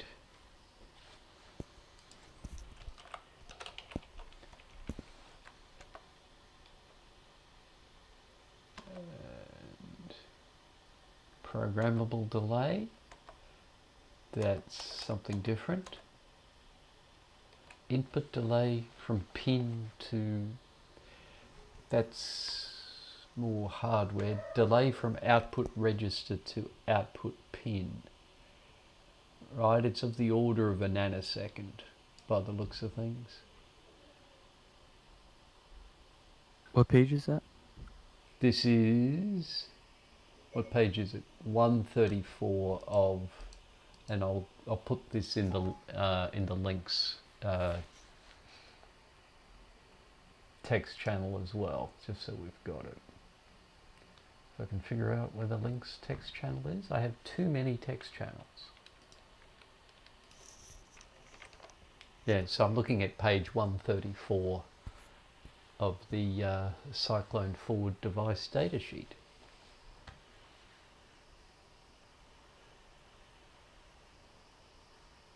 And there's some input delay from pin to internal cells. And again, it's of the order of about a nanosecond. I think we're using a C8. So it's that column there.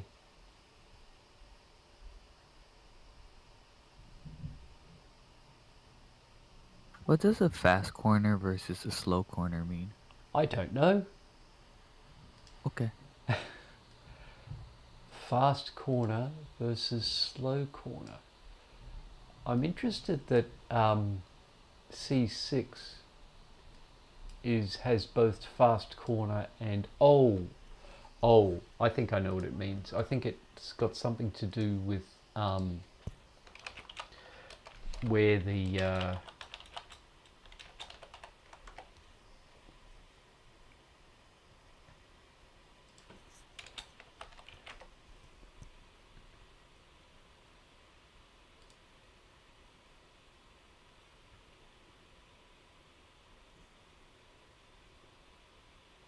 I thought it was something to do with where the device sits on the actual device, because it's an array, right? And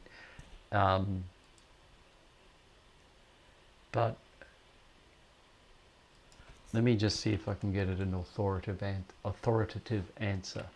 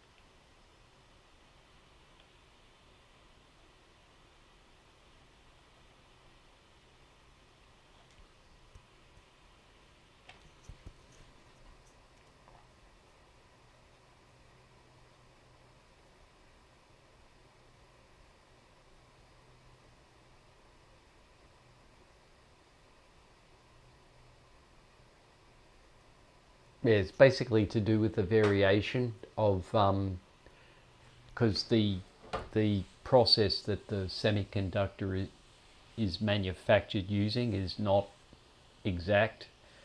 There's a statistical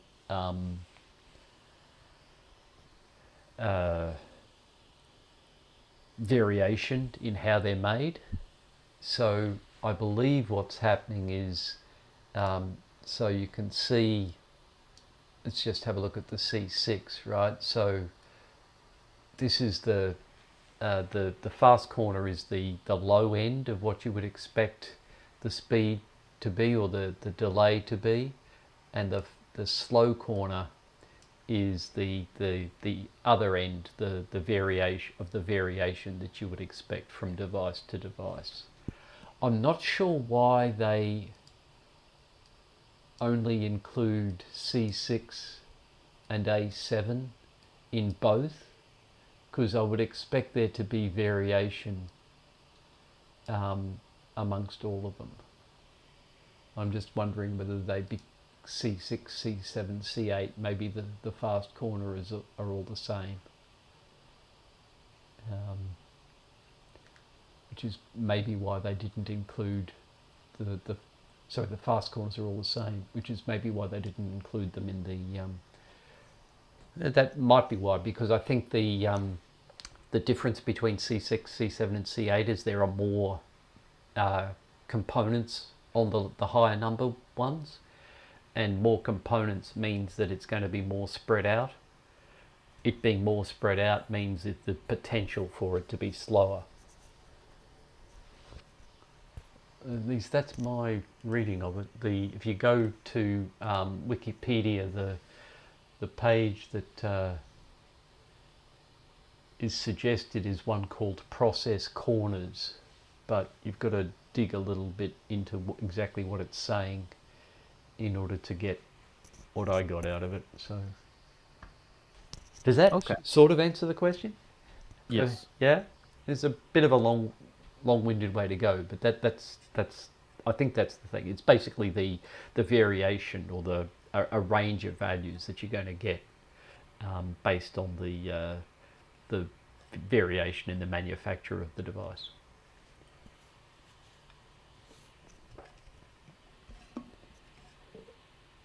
Okay, I'm just going to refill my coffee, and then I'll go back and have a look at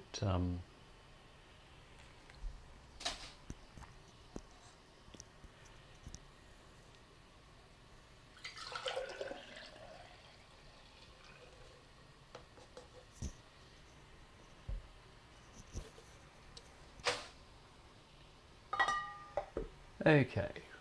Now, any other questions while I'm distracted? So the thing let me see if I can find the workup. It's a little complicated. Let me just save that process corners, because I think that's an interesting.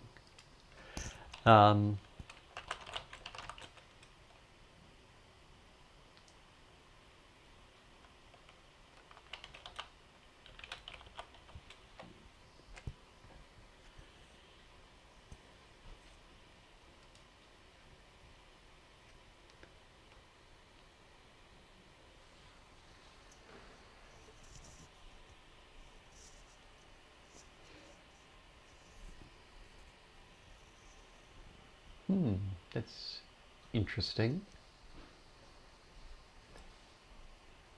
So as I've said, the problem with this 4-bit adder is that propagation delay between the different carries.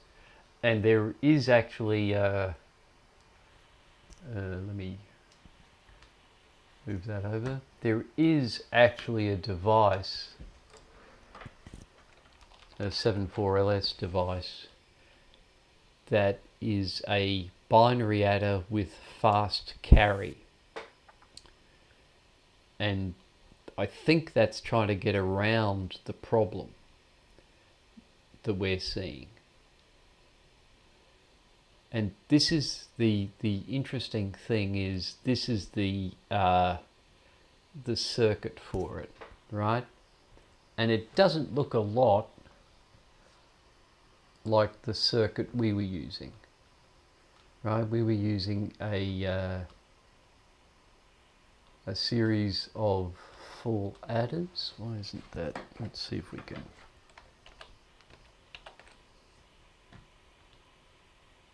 Right, we were using a series of full adders where the full adder looks like this with exclusive ORs, ANDs and ORs, whereas the this 4-bit adder has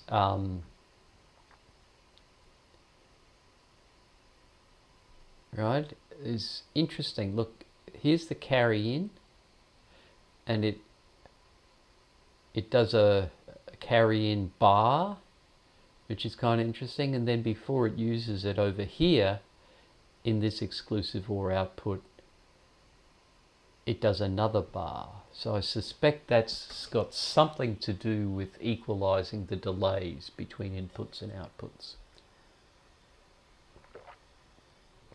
because otherwise you could just pull this over. In fact, let me save that.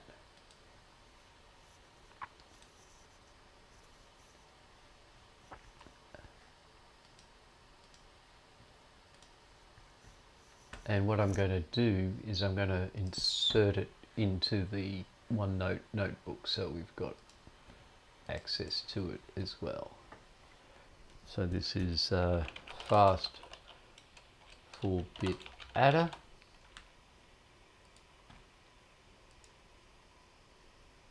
And we'll insert that printout. We can figure out where the printout got to. It's going to be up here. And it's going to be here, and it's going to be here, and that's the one.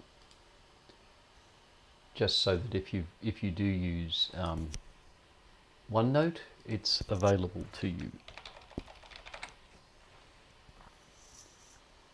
Right, so there's the diagram there.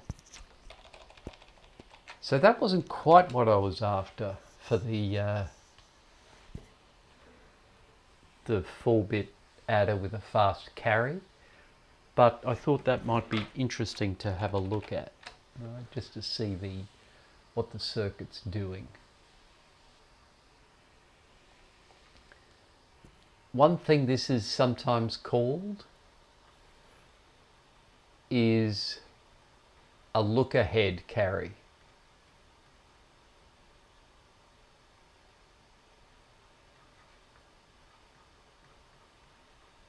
Right, and you can see that the final carry out 4 uses lots of information from previous versions. Notice also there's a few of these buffers around in each, and I suspect what they're doing is they're trying to equalize all of the delays, right? The inputs into this NOR gate, 2 of them go through AND gates, well, AND-ish gates. So this signal could just go straight into the NOR gate, but because all the others relative to it, all the other signals or that signal anyway, into that NOR gate is delayed, it looks like they put in another gate.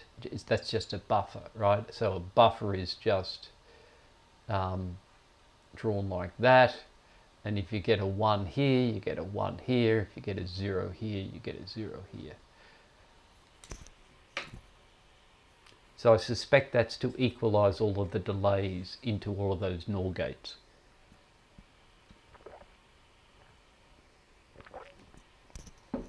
Because otherwise, at least one signal on all of them wouldn't have a delay, right? So these 4 NOR gates. So what those 4 NOR gates are effectively doing are generating a look-ahead carry for each bit, right? So this one is effectively doing the look-ahead carry out of the first bit. This one is doing the look-ahead carry out of this bit. This one is doing the look-ahead carry out of this bit. And this one is doing the full look-ahead carry out of all of them. Sorry, there's a question there maybe? For Lab 5, it's a group submission, so only one person needs to submit it. For Lab 6, I think that's probably going to be your last individual one. So Lab 6 has to be done individually, and Lab 5 is done as a group. The reason Lab 5 is done as a group is because it requires somebody in the group to have access to the board, and I think I've only handed out about 9. Is that how many groups we've got? I think I've only handed out 9 of the boards. 1, 2, 3, 4, 5, 6, 7, 8, 9, 10. 10 of the boards. Oh, it's better than I was expecting. I do have 2 boards spare, but I think we might as well just stick with these groups for now.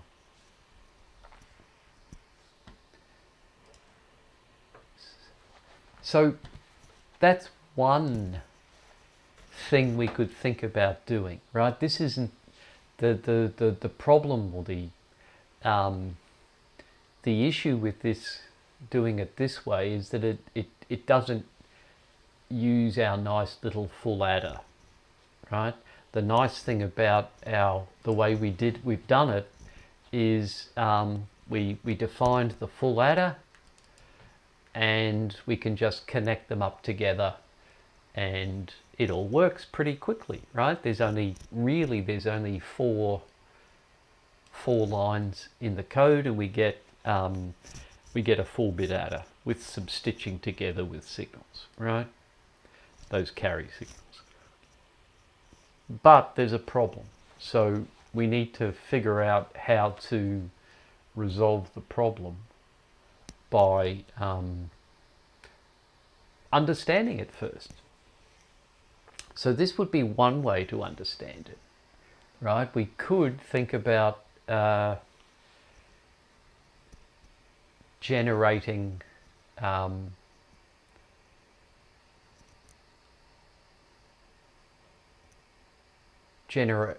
completely regenerating this diagram in VHDL, and the hope would be that that would remove those glitches. However, there might be a better way, a way that's a bit more understandable. So let's see if I can find that.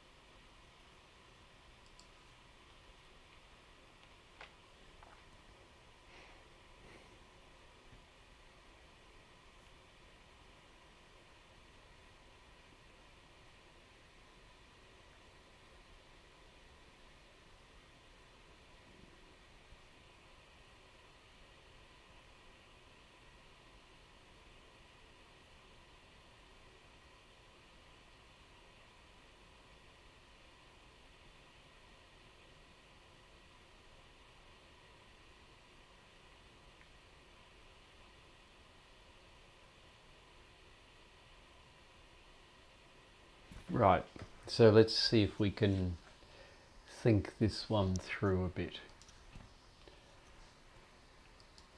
So there's plenty of, if you do a Google for,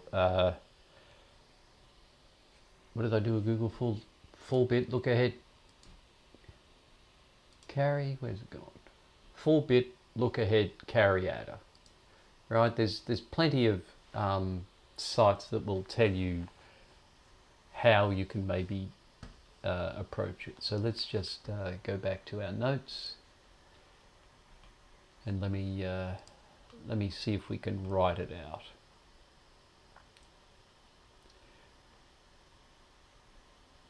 Right, so this is the problem here, right? The fact we don't actually use the output of the first, if this is S0 and this is S1, we don't actually use directly the carry out of the first full adder.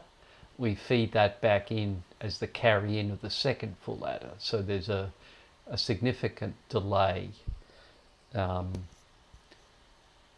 through, right? 1, 2, 3 device delays, and potentially 1, 2 at least device delays. So let's think about this. So the sum in our full carry, in our full adder, is, what was it? It was A, is that right?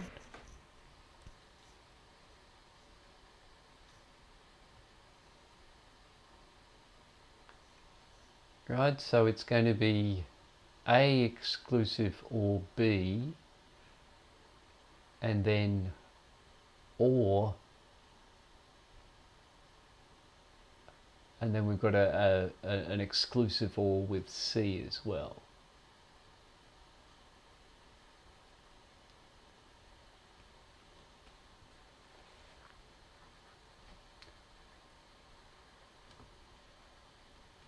And let's just see that here. We'll open up the full adder. Right, so there's our sum, and our carry is A exclusive or B and C in, or A and B.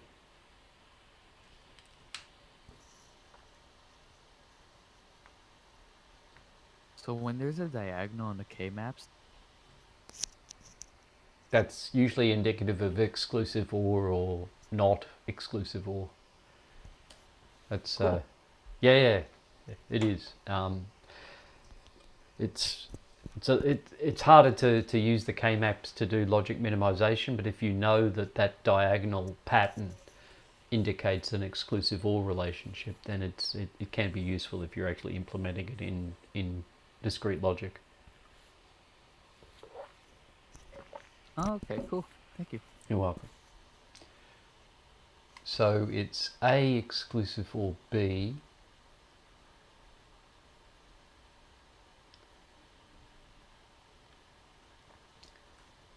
ANDed with C in,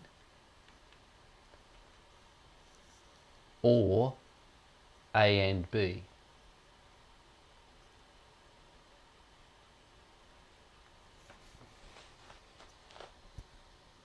Okay, that's what we've done. This is the standard full adder.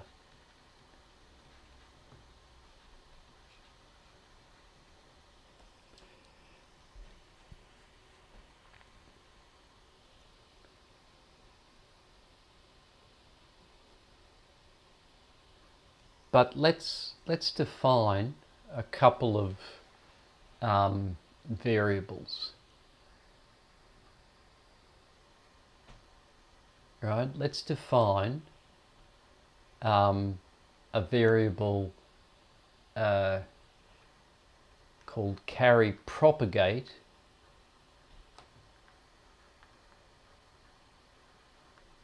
which is just A exclusive or B,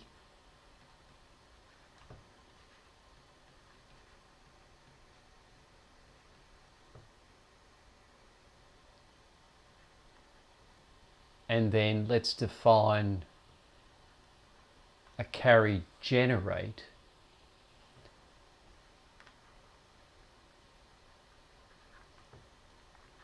G carry generate. Okay, and then we can rewrite the carry piece as C equals P, right, Cn or G.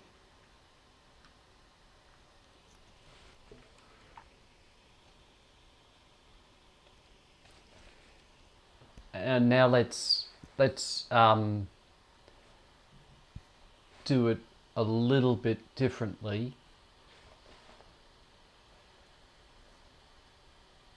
Let's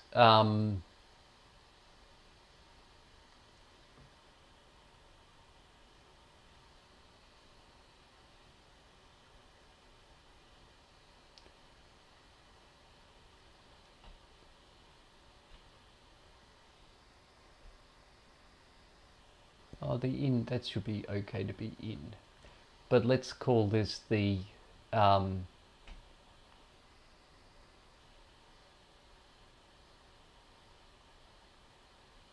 zero.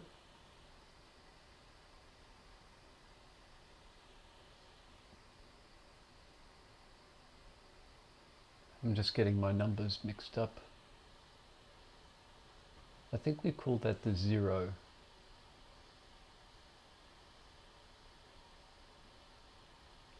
We call that the 0. Right? So, and then here our P0 and P0, and this is the A for the 0th bit for the low order bit, and B for the low order bit. Then here our C0 is P0 ANDed with Cn G0.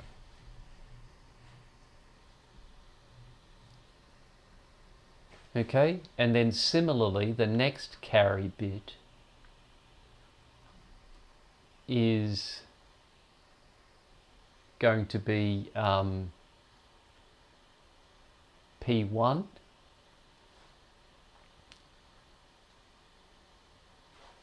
C0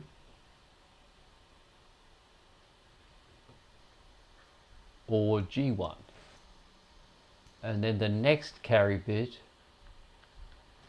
is going to be equal to P2 C1 G2, and then the final carry bit is going to be P3 C2 G3.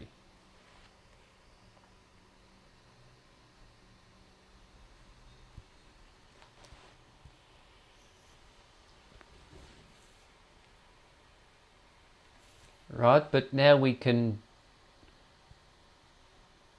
substitute this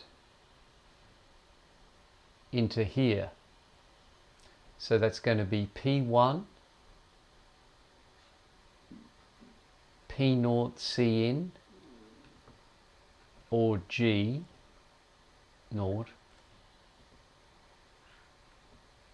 or G1.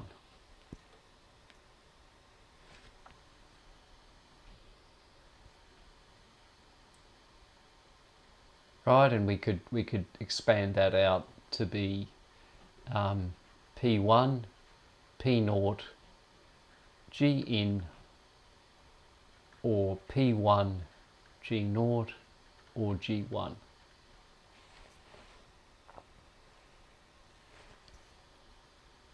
And then again, we could take that value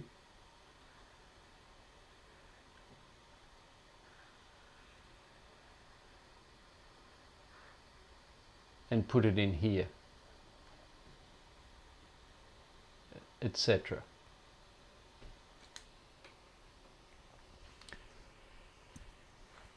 Okay, so I think that's going to help us do the carry calculation faster.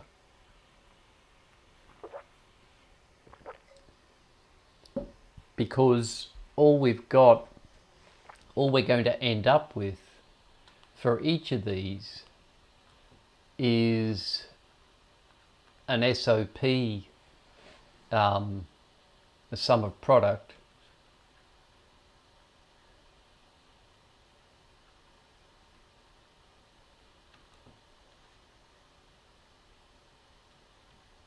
right? It's just going to be a sum of product expression. So the delay between getting C0 or C1 or C2 or C3 is all going to be pretty much the same. And that's just to, I'll put this, did I put that in the chat already? Let me put it in the links.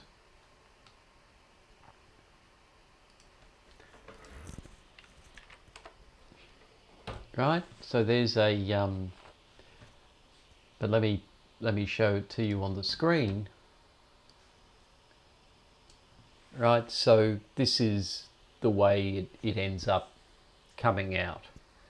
Right, so we're doing exactly the same thing to generate the carry each time, but we're substituting in the previous one to the next one in order to get a single expression that only relies on all the inputs.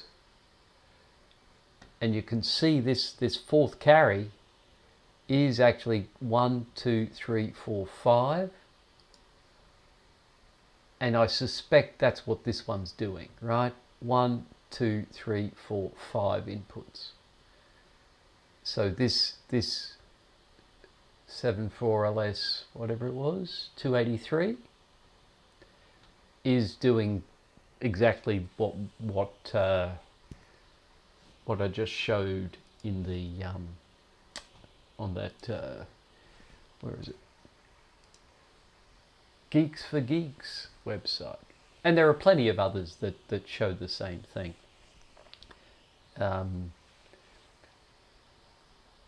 there's a few videos and that sort of thing. But this is about as pared back as I've found. So I thought that was worthwhile having a look at. So let me just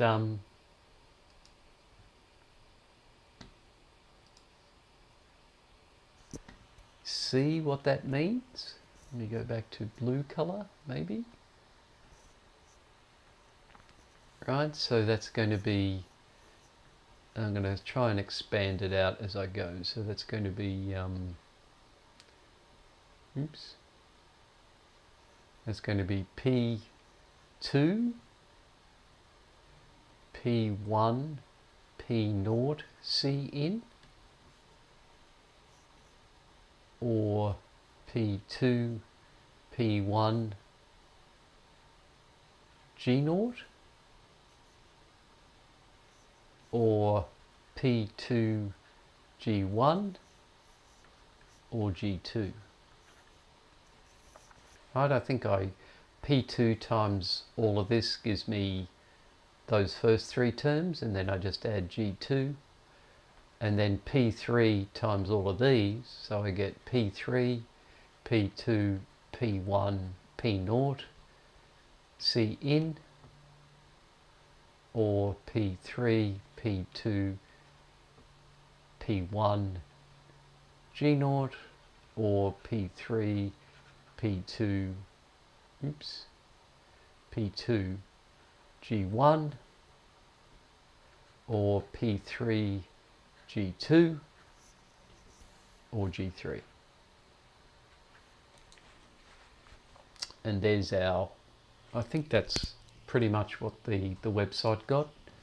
Right, G3, P3, G2. I've done it the other way around, but that's my first term and that's my last, but I think it's pretty much the same answer.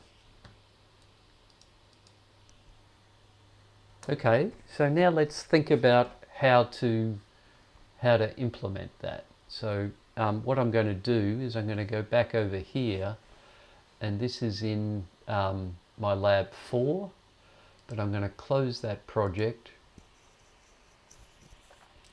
and I'm just going to copy it. I did do that, but I wasn't happy with what I was doing there, so I'm just going to delete that lab 4 fix. So let's copy and paste it, and let's call this lab 6 and see what we can do about and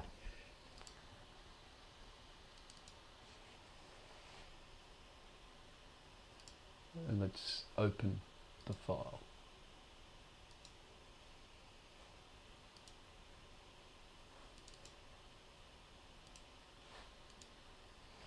Okay. Oh, it didn't like that for some reason. Not sure what that's about.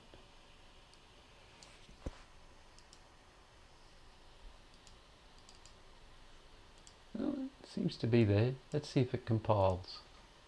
Okay, I'm going to take another quick break. I'm just going to take a 5-minute break. I haven't had any questions, so I'm assuming everybody is working away. If you're not, I suggest you work away at getting the labs done. It helps having either your colleagues or me around to take it. I'm just going to set up a 5-minute break, but I just need to take a quick break, and I will be back in 5 minutes.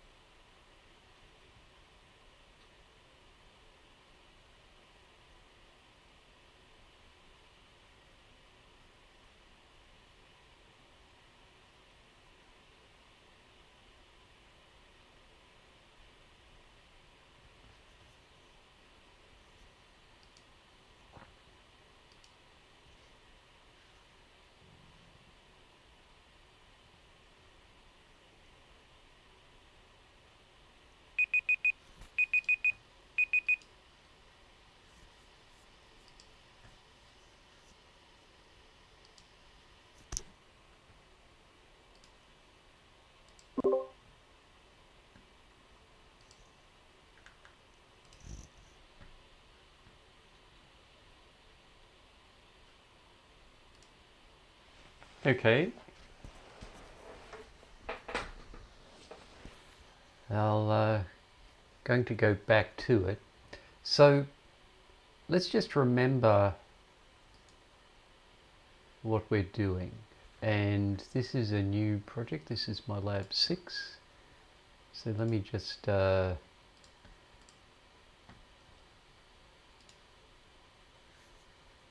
that. And let me recompile it.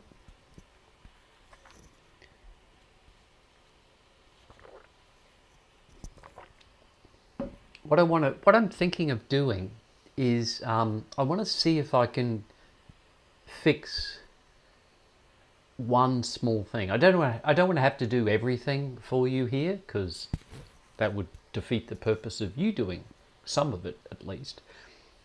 But I thought it might be worthwhile seeing if we could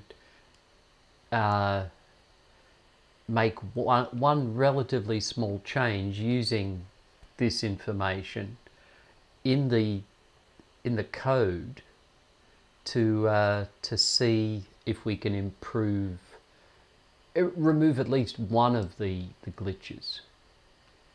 Okay, so that's that. Let's run the simulation. I just want to make sure that the simulation is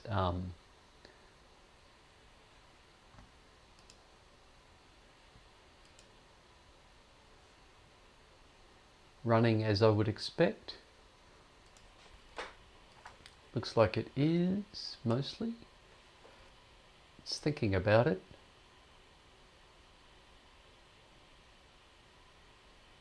Okay, let's go back here. There's everything. Let's recompile everything. Let's add those to the wave.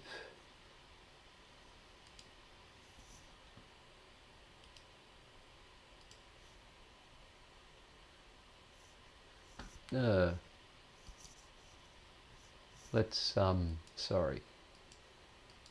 Let's just simulate that again. Now let's add those to the wave.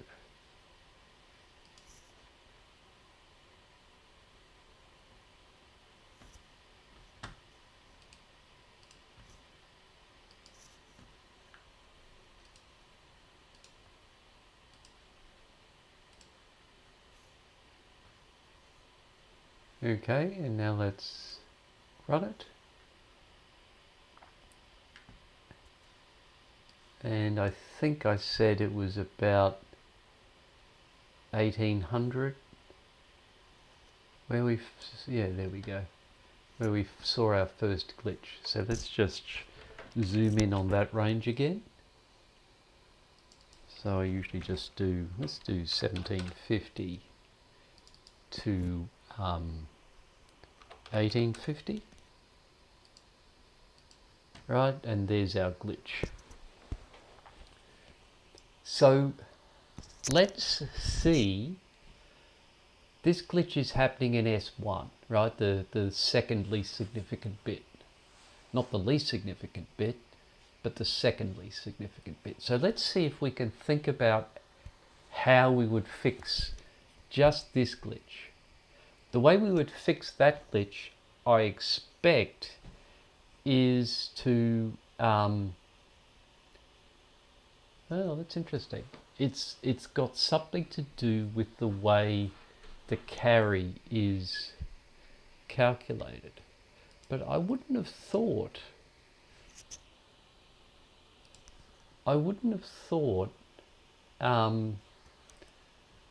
that we would be calculating that carry any differently.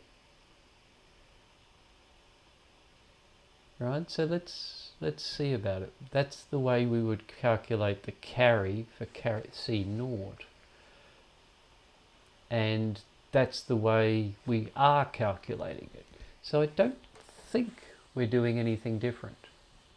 But let's see if we can do it, right? So the idea is that we need to recalculate how C out is done. So let's do this. Let's have a G naught and a P naught, which are stood at logic.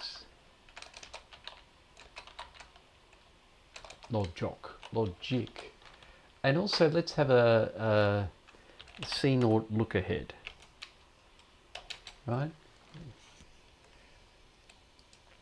And then our C naught look ahead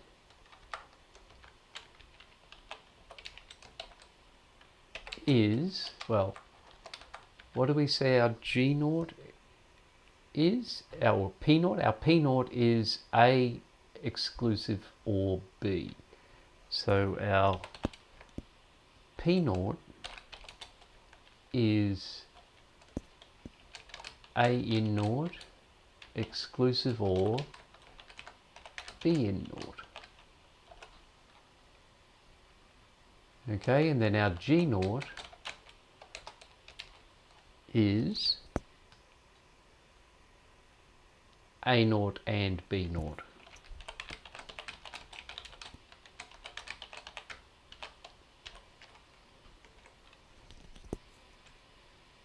And then our carry naught is P naught and C in.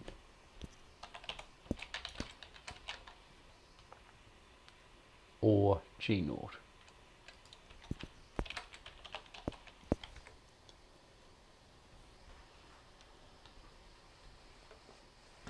Okay, so let's see if that compiles.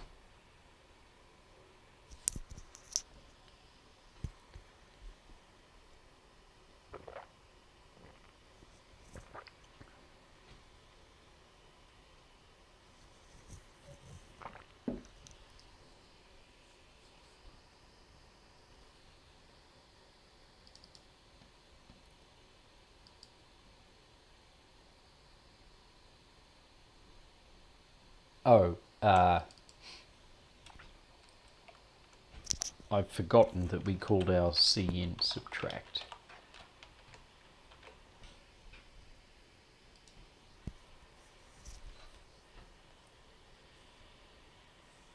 Right, because my implementation doesn't do the add subtract thing, and the aim is that that input, I think it's called K in the circuit diagram in the notes.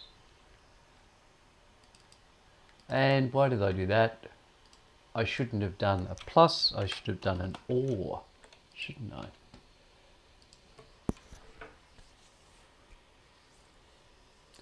In VHDL, the plus sign is not logical OR, it is addition.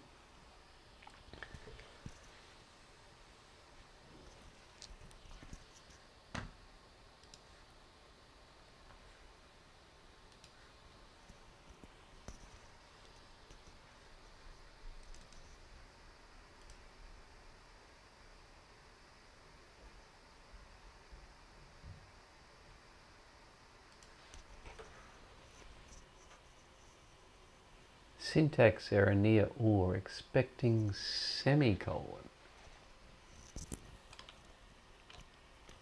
So yeah, this is lab 6. I'm assuming that you don't have any problems with lab 5. If you have problems with lab 5, speak up. I'm happy to work on that as well. It's just I think I've gone through what needs to happen with lab 5 previously. The main issue with lab 5 is to do the pin planning and make sure you connect the inputs and outputs of your device to the inputs and outputs on the board. And the problem with the inputs and outputs on the board is that they're active low. So you may have to rewrite your full adder to deal with active low inputs and outputs.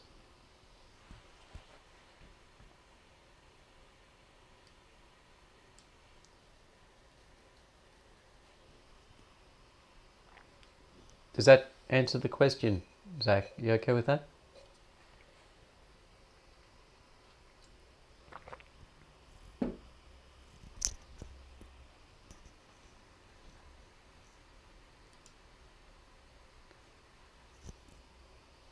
You're welcome. So let's just go back here and do our recompile.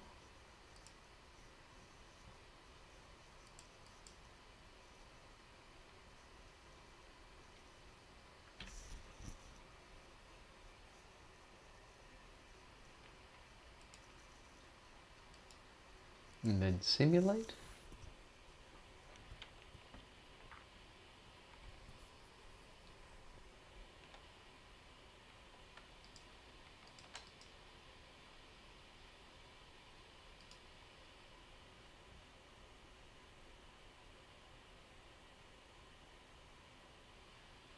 Not quite sure what that's about.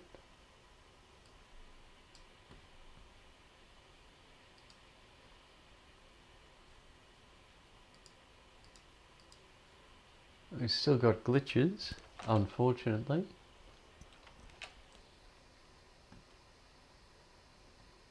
And let me just zoom into the 1750 to 1850 range and see what there is.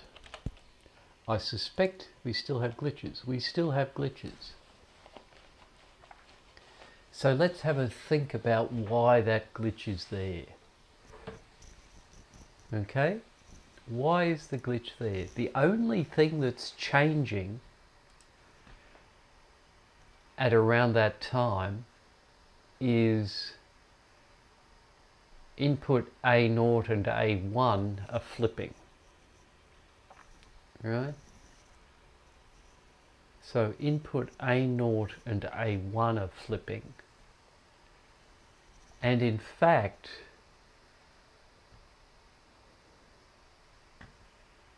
nothing else is changing. So why would that happen? Why would it be that just having those two bits flipping causes a glitch? Let's go back and so it's A0 and A1.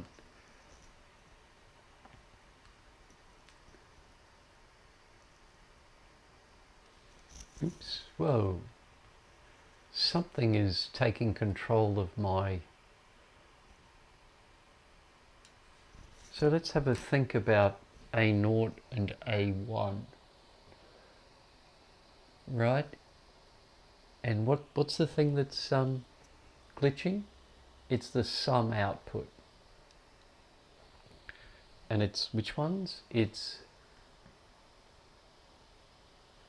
S1. Let's just focus on S1 for now. Right, so what's happening is when... And what are the other values? Let's just check. B has 1 and 1. B is 0, 0, 1, 1. And A changes from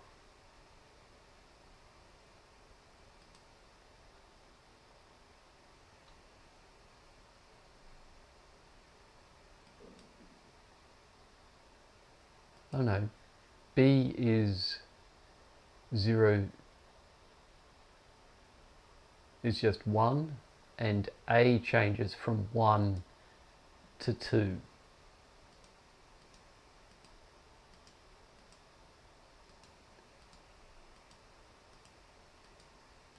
And S1, so B is 1 and A changes from 1 to 2. So B is 1 and 0,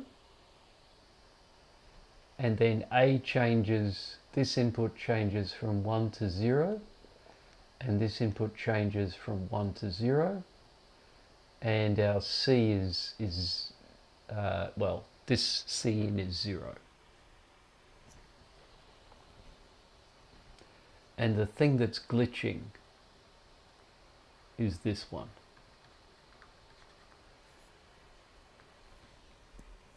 So what does that mean? That should be, that's the change.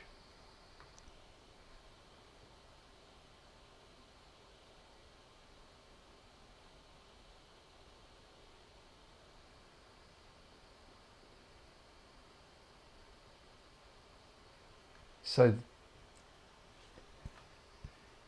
in the first instance, carry out is a 1, and then it changes to a 0, right? Because when A changes from 1 to 0, the carry out, the internal carry out, changes from 1 to 0. So that means over here, but that change has a propagation delay associated with it, right? So there's a delay here.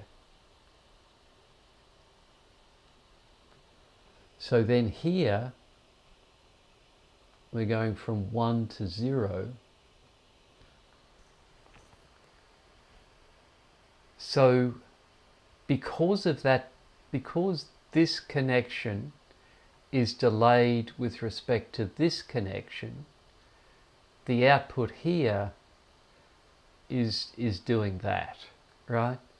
And it's because of, I think it's because of that propagation delay.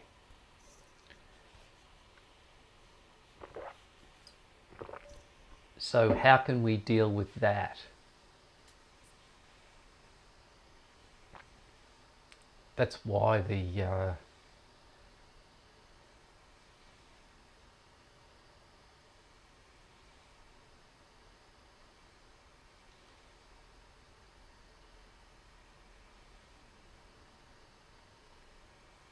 so that any thoughts? Don't know how many people we've still got on. We've still got a few people. You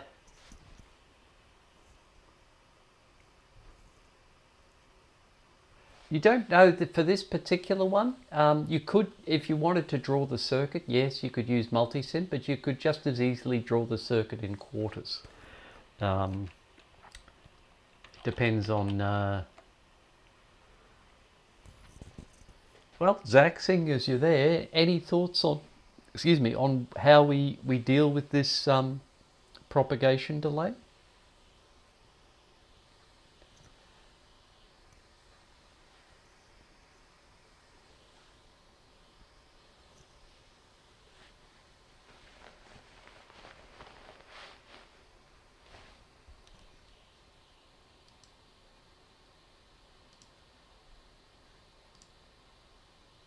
Honestly not sure. That's okay.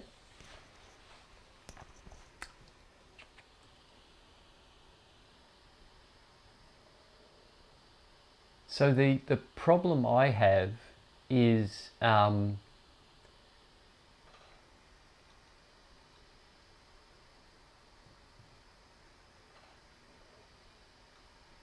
that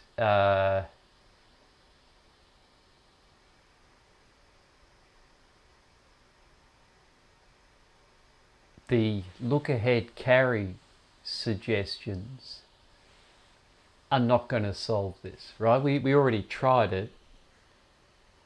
We already tried it over here, and really this version of calculating C0 is doing exactly the same thing as this version, the full adder version of calculating C out. Let's have a look at the full adder. Right, really, that's exactly the same thing as what this is doing.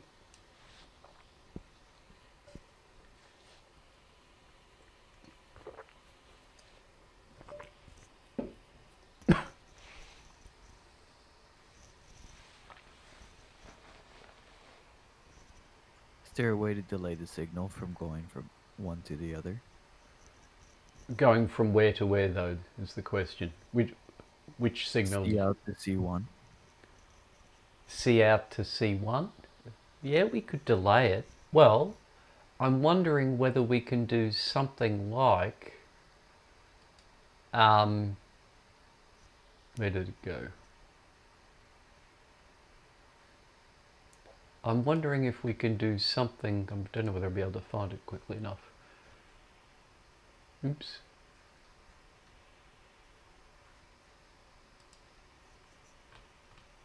I'm wondering if we can do something like that inertial or any even transport delay.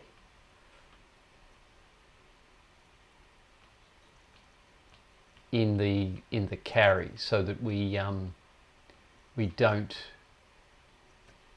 I've forgotten where the transport delay stuff was. I think it was down here somewhere, but I could be wrong.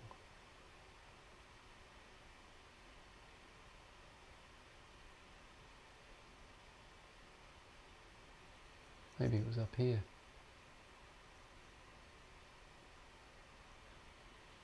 No, I thought it was down here. They're the attributes.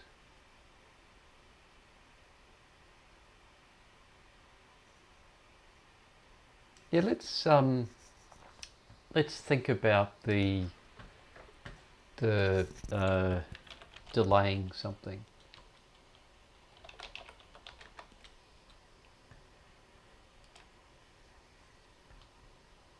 Right, we've got an inertial delay or a transport delay. Which do you think we need, Javier? The inertial delay or a transport delay? Can you tell me like the definition of each of them? Well, the inertial delay is allows you to specify the minimum width of a change to allow through, right? So by default it's the same as the actual delay. So if you have an inertial delay of 5 nanoseconds, then any pulse with a width lower than 5 nanoseconds won't go through. And then transport is just a standard delay. It just delays it by whatever the denominated time is. so probably the inertial delay. I think it's the inertial delay, right? So let's see about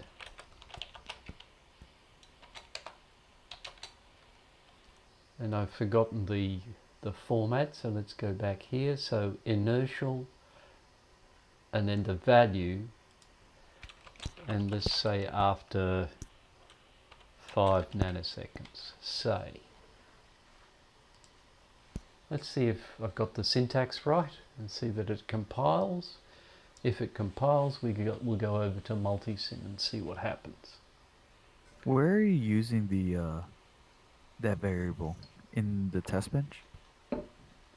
Oh, that might be the problem.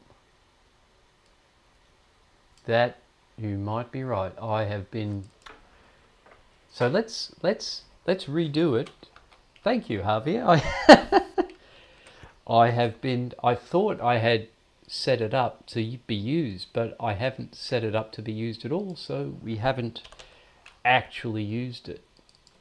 So let's try that again. I apologize. I thought what I had done is actually use that instead of that, right? But apparently I hadn't. So let's do the simulation again and check to see whether that makes any change. I don't think it will. I still think we need to equalize delays to make things happen appropriately. But yes, thank you. No, what have I done? I've missed something. Oh, I took too much out.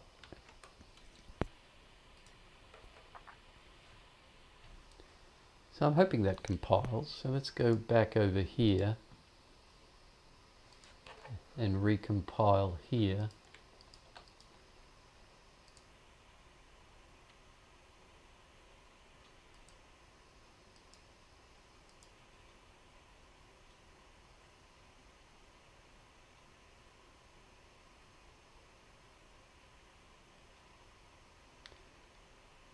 quite sure why it bangs and clatters quite so much.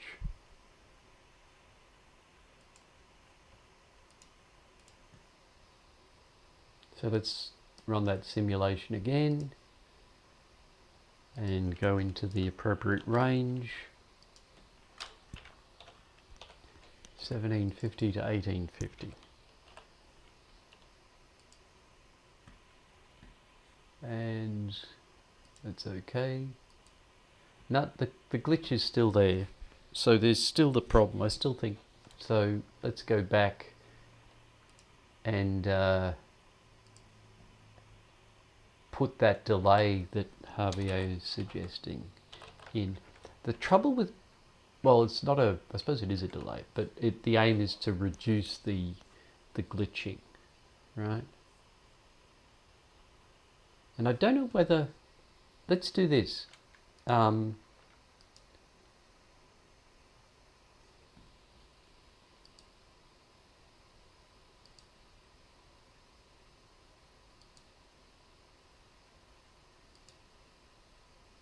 I don't know.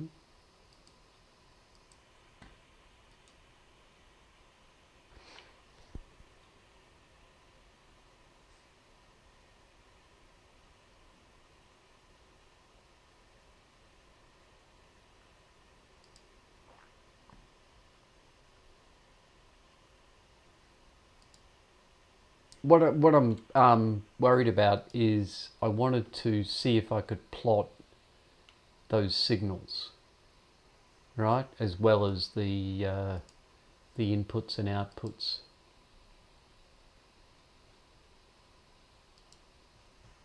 But I'm not quite sure how. Do you have to add them to the test bench? Yeah, maybe. Yeah, maybe I need to add them to the test bench to make them visible.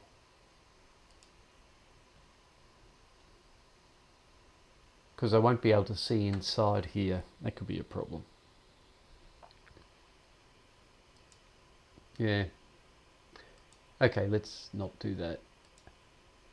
Might be more trouble than it's worth. So here's the I'm just going to kill model sim and restart it. I'm just going to do this compilation, and we've got the problem with putting in even more delay is I think that's going to exacerbate the problem. I don't think it's going to improve. Let's just go back to our picture. Now you reckon it's transport delay? Okay. Ray. Yeah, I want to actually like delay the signal so it's not simultaneously happening.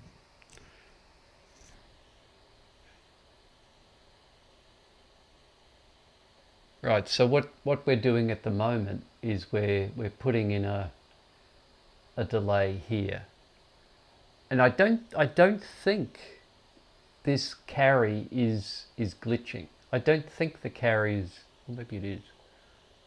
Oh yeah, it will be glitching, won't it? So maybe putting that in will have an effect. The trouble is, I think the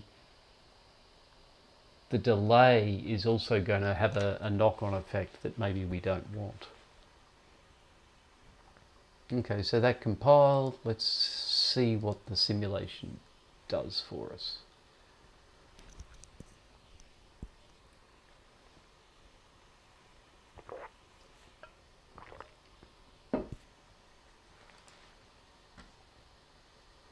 Okay, there we go.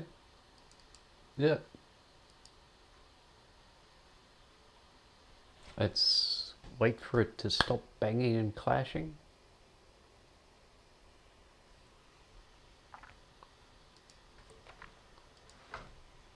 And we'll recompile and resimulate.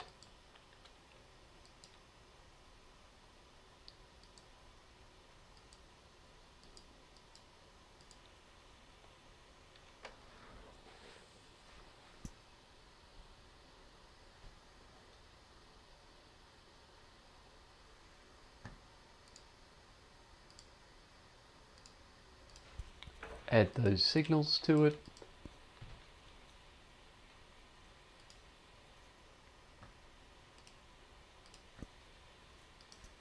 Run it. And we've still got lots of, and in fact I suspect some of those glitches are now bigger. Let's look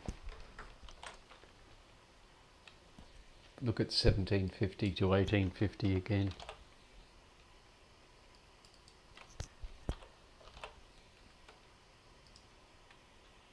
Yeah, there we go. Look at that. It's made the glitch bigger.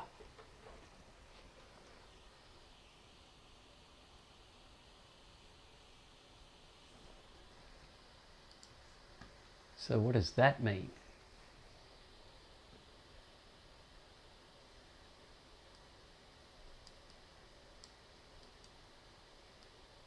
Right, there's our transport delay, or effective transport delay.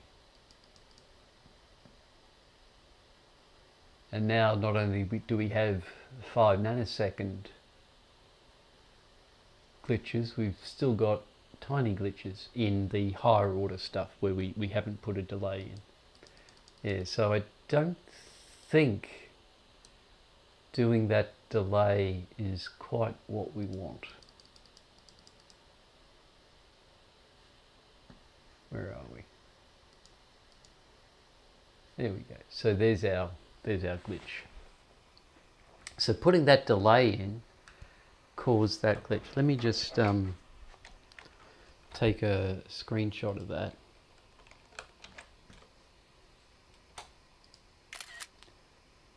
And then actually I'll also take a screenshot of the code.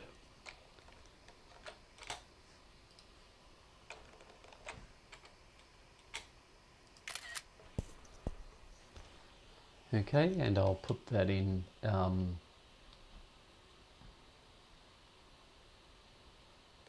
put that in the materials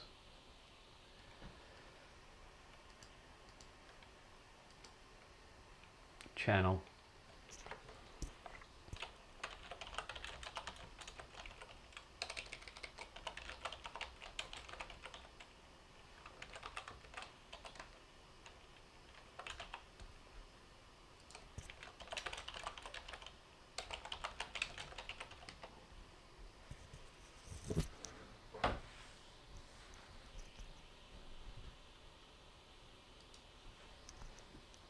Okay, both of those are in the channel now.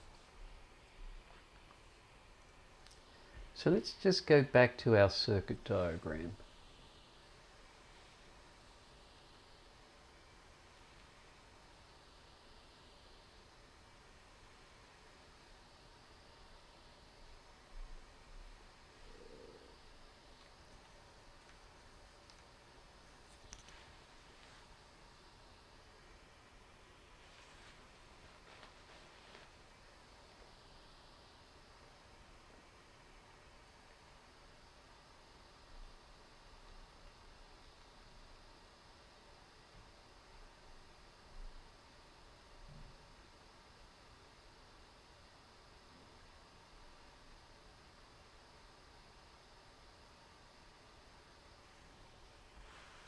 I'm wondering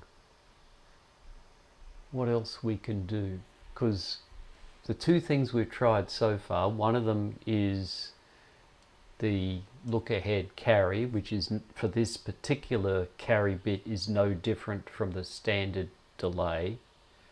And then the other thing we've tried is inserting an inertial delay.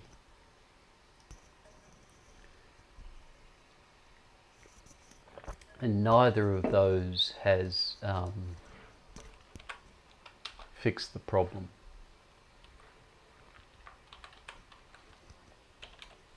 So that first one is and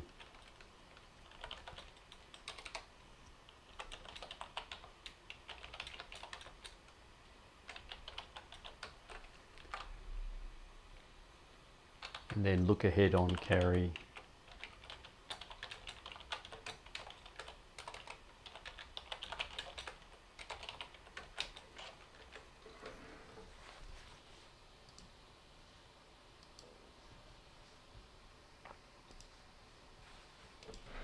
Okay, anybody else got any ideas? Let's go with bingo. Amaziah, any thoughts?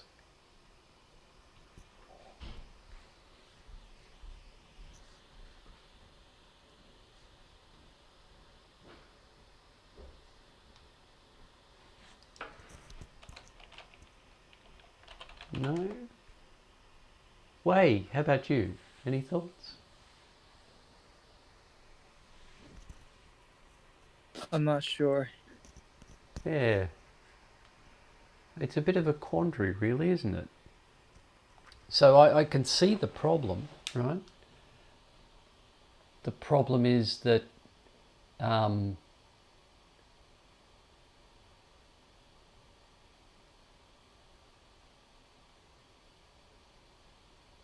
when we change from a 1 to a 0 here, we've still got this 1 on the output when we change from a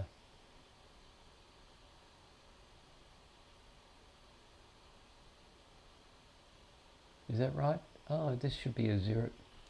Sorry, maybe I've been confusing the issue. Let's go back here and see what's happening. So here before the glitch we've got 1 and 1, and then here after the glitch we've got 2 and 1.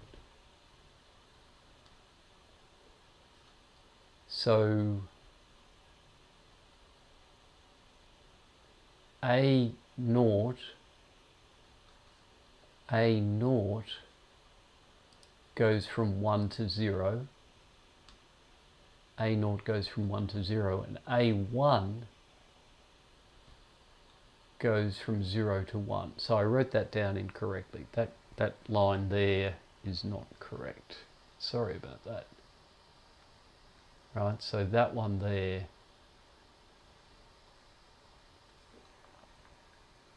B is 0, but this one is going from a 0 to a 1. And the issue is, instead of these two lining up, which is what happens after the glitch is that we get these two lining up, right? We get the previous value of the carry from the previous full adder.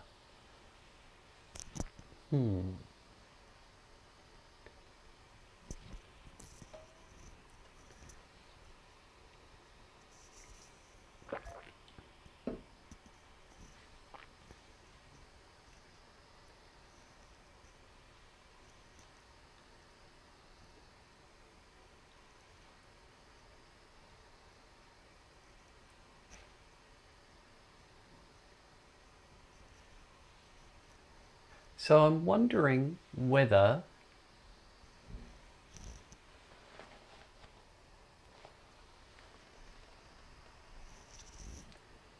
we can line things up a bit better some other way.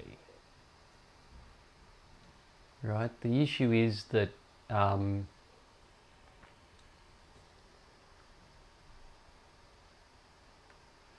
wondering if we delay A1 input a little bit. It's not ideal, but I'm wondering if we delay A1. Right, so let's just and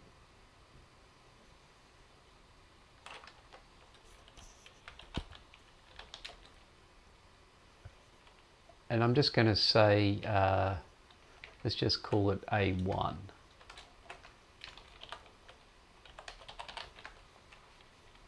Right, and then what we do is we say that A1 is A in 1 after, let's call it 5 nanoseconds. Right, so that's just a transport delay. We're delaying the any change in A1 by 5 nanoseconds. So then instead of taking A1 directly, we just do that. Right? And I'm going to remove the effect of anything else we've done, just in case things start contaminating each other. So this is going to be C0. So we're just using exactly what we have in our full adder, but now the only effect we're doing now is delaying the input on the A1 bit.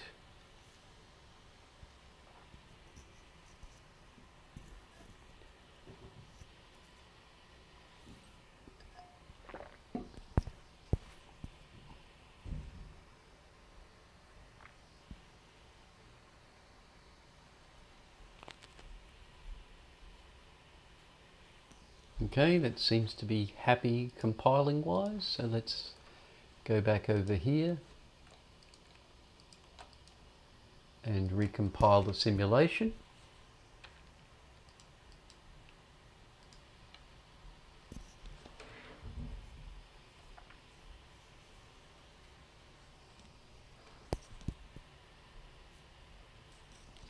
Okay, it seems to have stopped its window switching.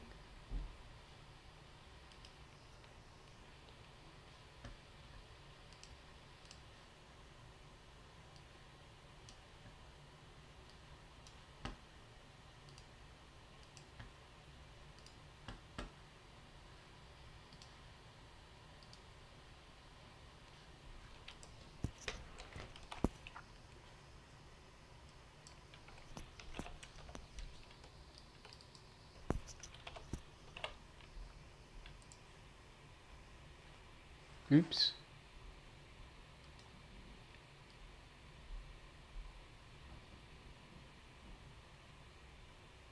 We've now got a delay.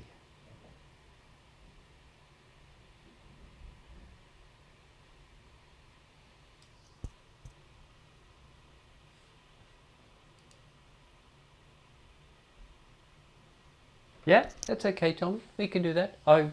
There's Lab 5, if anything, has a higher priority. I just hadn't fielded any questions from Lab 5, so I thought I'd go over this. So I will return to Lab 6 next week in our class session, because there's obviously lots happening and we still haven't resolved it. We've now tried 3 different things to try and fix the problem, and the problem is still there. So hold that thought on Lab 6. So let's go back to Lab 5. Okay. And let me just kill model sit.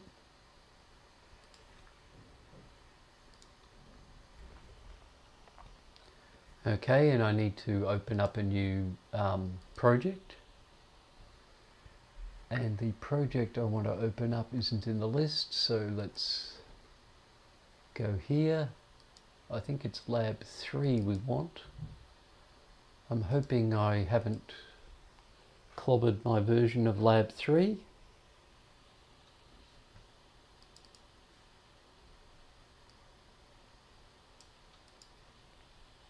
What's Lab 3? Is this Lab 3? This is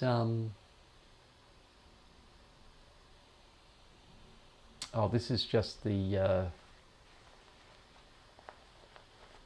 I've forgotten what Lab 3 was. What's Lab 3? Let me just go to the CCSU and check the labs. So Lab 3 is the half adder. I was thinking it's the full adder, right? So that's what it's doing here. And in my example, with the case statement, I didn't implement the C bit, right? I only implemented the S bit. Okay, so that's probably okay, but C is A and B. So I'm wondering whether we can do just that.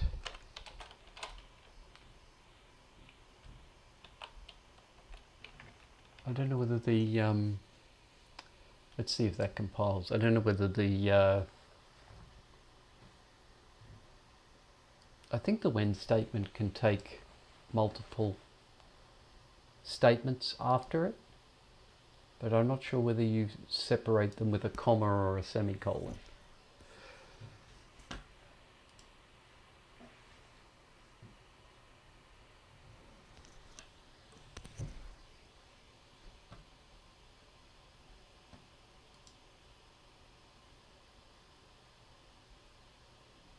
Oh, C is...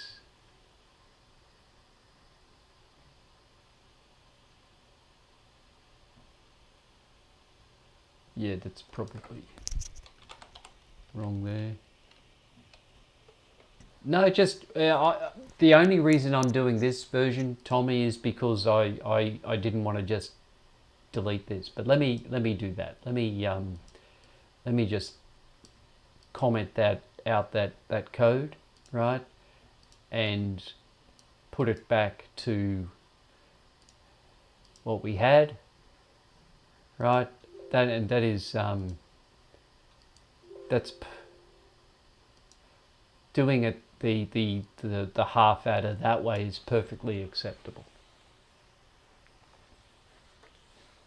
I just did the half adder using the case statement as an example, right? At least, in fact, I only did the S bit, so that's all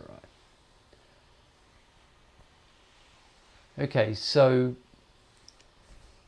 the problem is now that when we go into the pin planner, right, and I think, yeah, I've already set it up, right? The problem I have is these inputs I'm getting are inverted from what I'm thinking.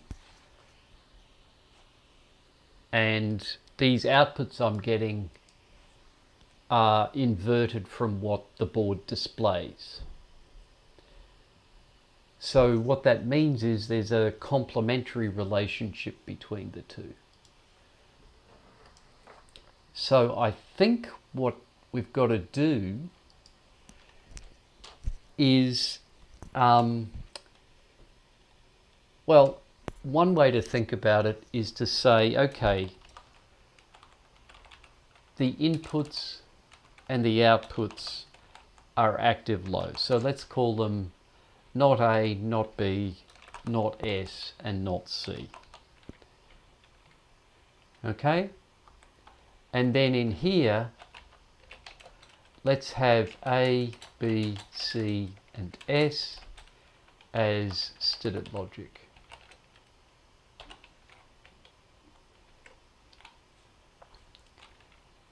Okay?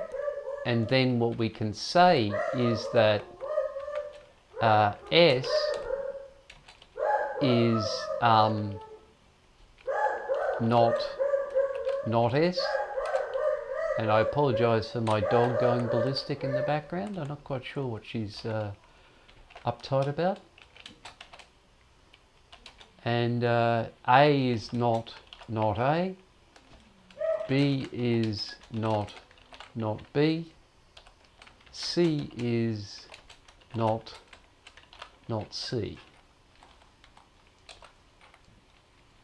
Okay, and then we can form that, and then we can go the other way to say that not S is not S, and not C is not C. Okay, so the first bit here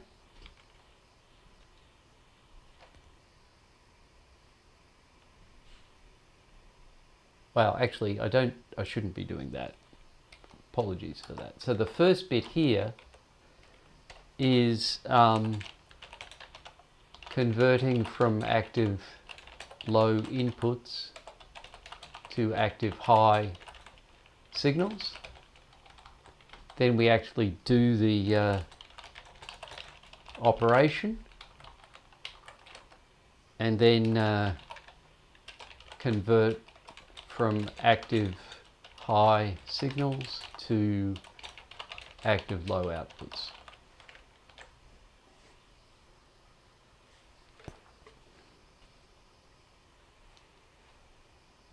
And you could do that a couple of ways. Really, even though this is called, well, it's called Lab 3, even though this is trying to implement a half adder, it's now not implementing a half adder, right? It's implementing a complemented half adder, or an active low half adder. So one way to deal with this is to keep the existing, or another way to deal with the problem is to keep the existing half adder and wrap it in an entity that does this bit and this bit, or wrap it in another device that does the logic conversions for inputs and outputs. But this is okay too, from as far as Yep, go ahead. So I just tried to do that on my board, and it doesn't appear to work. When nothing's pressed, both the lights are high or on, and then when I press either of the buttons, they both go off with that code. Oh, can you share your screen, please, and bring up the pin planner? Yeah.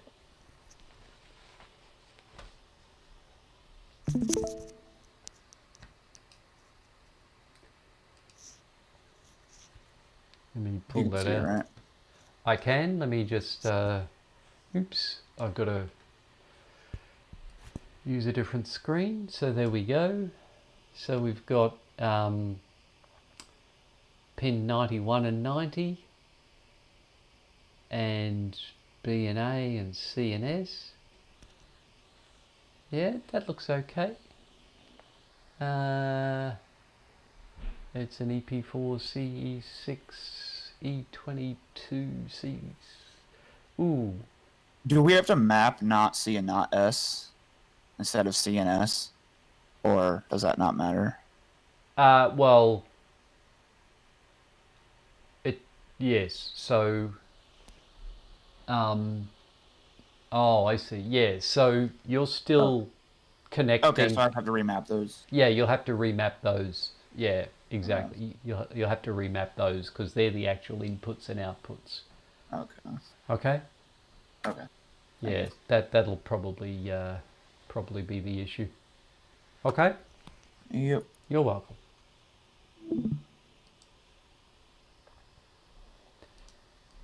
Yeah, so something like that is what you need to do in order to get Lab 5 happening. I'm still a little perplexed by Lab 6. There's I can show you the problem.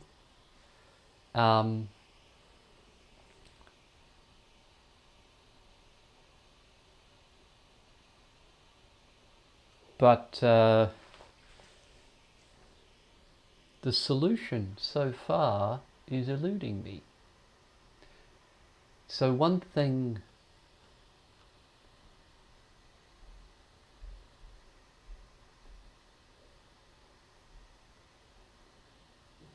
one issue that sometimes shows up, and it's not the issue here, is if you've got normally, you know how we use Carnot maps, right? We have, and this is just a 3-variable Carnot map, right? We have A and A bar, and B bar, C bar, B bar C, BC, and is that right? B C bar, right? And sometimes what you do is if you have something like that you're trying to minimize, often what you do is you group those two together and you group those two together, right? And that gives you the logic minimization property that is nice with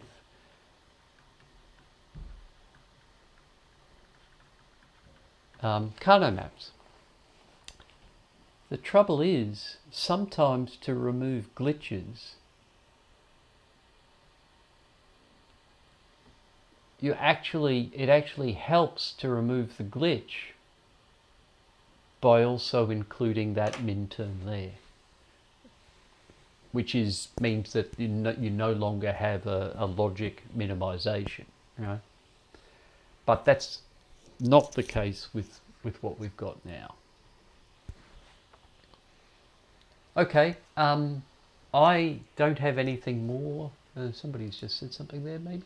Where is it gone? In the discussion? Sorry. I say we cancel Lab 6. No, we are not going to cancel Lab 6, Ray. I need you to go through the pain of Lab 6 to learn stuff, okay?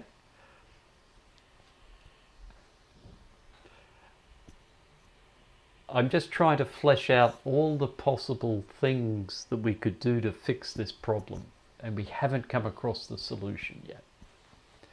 So we need to come across the solution. I'm hoping somebody in the class will come up with a solution. I don't want to have to give you everything, right? So far, I've done most of the labs, some of them several times, which should make it easy for you. But I'm holding back a little bit on this one, and I'll hold back on the next couple as well, because I'd like you to do them.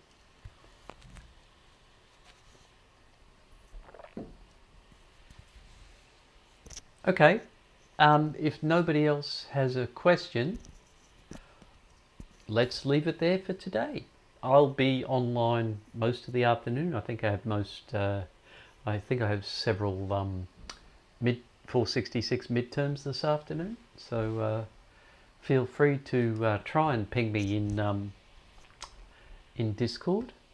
I think I have 1, 2, 3, 4, 5 this afternoon. And I have a capstone meeting as well at 2 o'clock. Okay, so let's, unless anybody has any questions, let's leave it there. And I will talk to you next week, if not beforehand, through other channels.